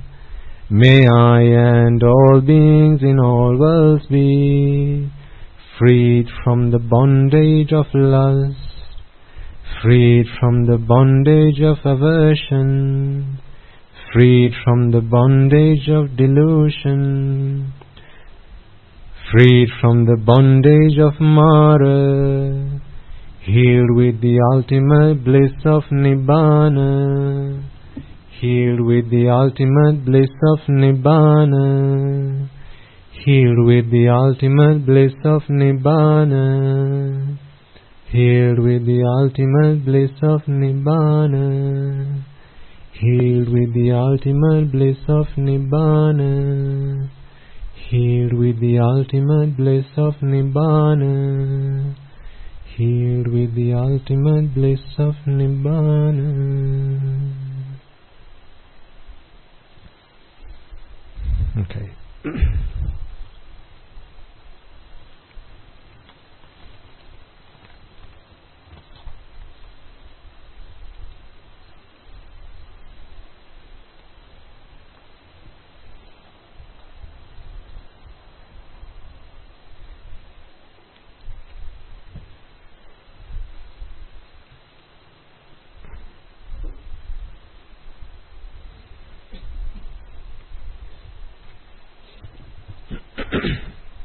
Before we conclude then, let us take a moment to transfer the merits that we have all acquired today to all those who deserve merits. I remind you, as I do always, bear in mind that it may be the case that today some of us have been born human because there were those who sacrificed themselves by committing unwholesome deeds simply to save us from committing those very deeds. Today they may be in the woeful plane only so that we were able to be born in the blissful plane. Just think about your parents for a moment in this birth. How much unwholesome, unmeritorious deeds might they have done just to save you from doing them? So what about your past births? So reflect on that for a moment. And whenever we transfer these merits just like you would to your own mother, to your own father. Because even if the tiny insect, the tiny ant that got squashed under your foot was one day a mother, a father to you, then all these beings that we remind and transfer merits to were undeniably, invariably parents to all of us. Reflect on that and be prepared to transfer the merits to all those who deserve the merits. First and foremost, let us take a moment to once again remind ourselves, reflect and contemplate on the fact that it is because of the supremely enlightened Samma Sambuddhajana Mahanse, the perfect one, the peerless one, the unparalleled one, the supremely enlightened one, that we have the gift of Dhamma today. It is because of His infinite compassion, His infinite wisdom, His infinite sacrifice in samsara for the benefit, for the emancipation and liberation of all sentient beings that today we have the gift of Dhamma. It is also thanks to the Bhikkhu Bhikkhunis, Upasaka Upasikas, who many of them sacrificed their lives in order that they were able to protect and preserve the Dhamma and pass down the gift of Dhamma through many generations all the way down to us in the form of the Tripitaka. If any of them have today been born in the woeful plains, may through the power of these merits they be able to be born in the blissful plane. May through the power of these merits they abstain from the unmeritorious deeds, fulfill the meritorious deeds, fulfill the noble eightfold path, and attain the supreme bliss of Nibbana. Sadhu, sadhu, sadhu. Also let us take a moment to transfer merits to all members of the Mahasangha who fulfill an enormous duty to protect and preserve the Sambuddha Shasana, the Mahanayakas, the Anunayakas, as well as all other members of the Mahasangha who are dedicated to that cause.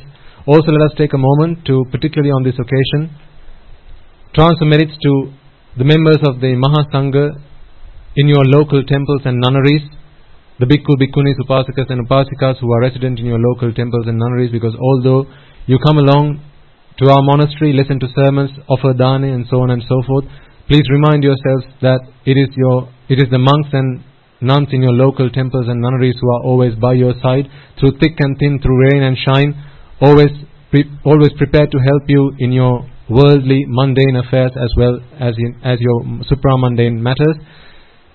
They who also donned robes to attain the supreme bliss of Nibbana have today put aside some of that time to ensuring your happiness and your fulfillment in society. So let us take a moment to transfer merits to them as well.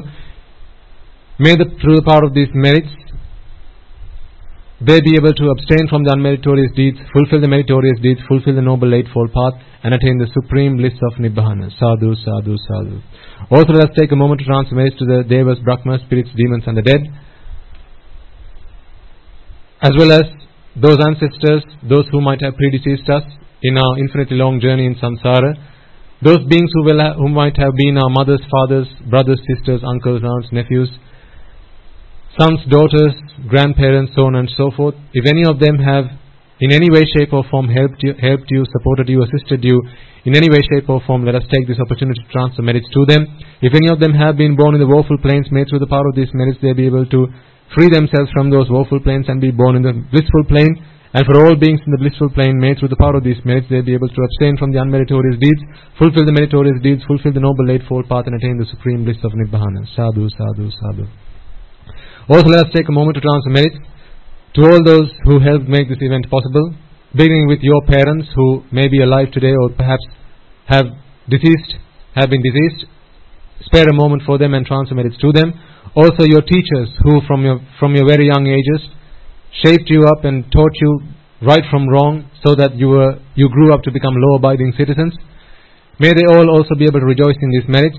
Also those who made this very event possible by inviting you to be here today, by offering you transport to be here today, or perhaps by offering you a glass of water, or perhaps a meal to sate your hunger, perhaps by ushering you to a seat or making your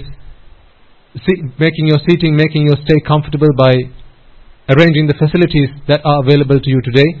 If any of them have supported you, helped you, assisted you in any way, shape or form, may they all be able to rejoice in these merits. May through the power of these merits, if any of them have been born in the woeful plains, they be able to free themselves from those woeful plains. For all beings in the blissful plane, may through the power of these merits they be able to abstain from the unmeritorious deeds, fulfill the meritorious deeds, fulfill the noble eightfold path, and attain the supreme bliss of Nibbana. Sadhu, sadhu, sadhu. Also let us take a moment to transfer merits to the members of the armed forces and members of the police force who sacrificed their lives on many occasions to protect and preserve the peace and harmony of all civilians who live in this country. It is thanks to them that we have a country in which we can live in peace and harmony with even those who have different views and opinions to us. May they all be able to rejoice in these merits. If any of them have been born in the woeful plains, may through the power of these merits they be able to free themselves from those woeful plains and be born in the blissful plains. May through the power of these merits they be able to abstain from the unmeritorious deeds, fulfill the meritorious deeds, fulfill the noble eightfold path, and attain the supreme bliss of Nibbana. Sadhu, sadhu, sadhu. Also let us take a moment to transfer merits to those innocent civilians who might have lost their lives in the war, as well as those who might have lost their lives in natural disasters and calamities such as the tsunamis, earthquakes, so on and so forth, not just in Sri Lanka but also in other parts of the world, if any of them are today seeking merits, may they be able to rejoice in the merits that we have all acquired today. If any of them have been born in woeful planes, may they be able to free themselves from those woeful planes. For those beings in the blissful planes, may through the power of these merits they be able to abstain from their meritorious deeds, fulfill the meritorious deeds, fulfill the noble eightfold path, and attain the supreme bliss of Nibbana. Sadhu, sadhu, sadhu. And finally, take a moment once again to remind yourself of all the merits that you will have acquired through the course of this day. You may have offered flowers to the Buddha, made offerings to the Dhamma, made offerings to the Mahasangha, as well as listen to this sermon, preaching this sermon. Remind yourselves of all the merits that you will have acquired through the course of this evening, through the course of this day. May through the power of all those merits that we have all acquired today, we be able to witness on this blessed land many hundreds of thousands of Arahatun Mahanses in our this birth itself. Sadhu, sadhu, sadhu. And finally, may all of us, anyone and everyone who might have contributed to this sermon in any way, shape or form, be able to become one of those Arahatun Mahanses, one of those Arahat Mehinin Mahanses in this very birth itself, in the era of the Gautama Samma Sambuddhajan Mahanse itself, and attain the supreme bliss of Nibbana. Sadhu, sadhu, sadhu. The members of the Mahasangha will pass on their blessings to you.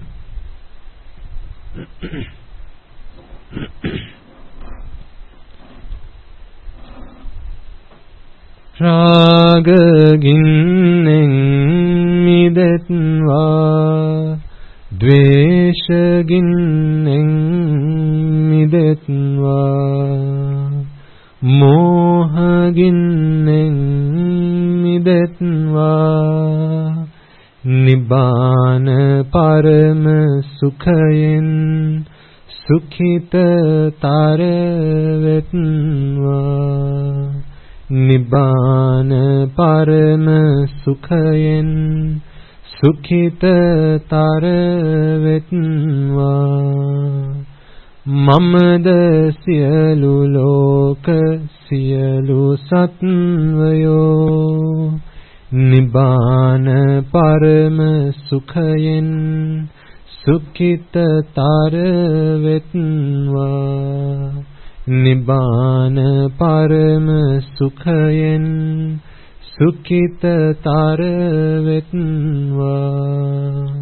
Nibbana parama sukhayen sukhita taravetva.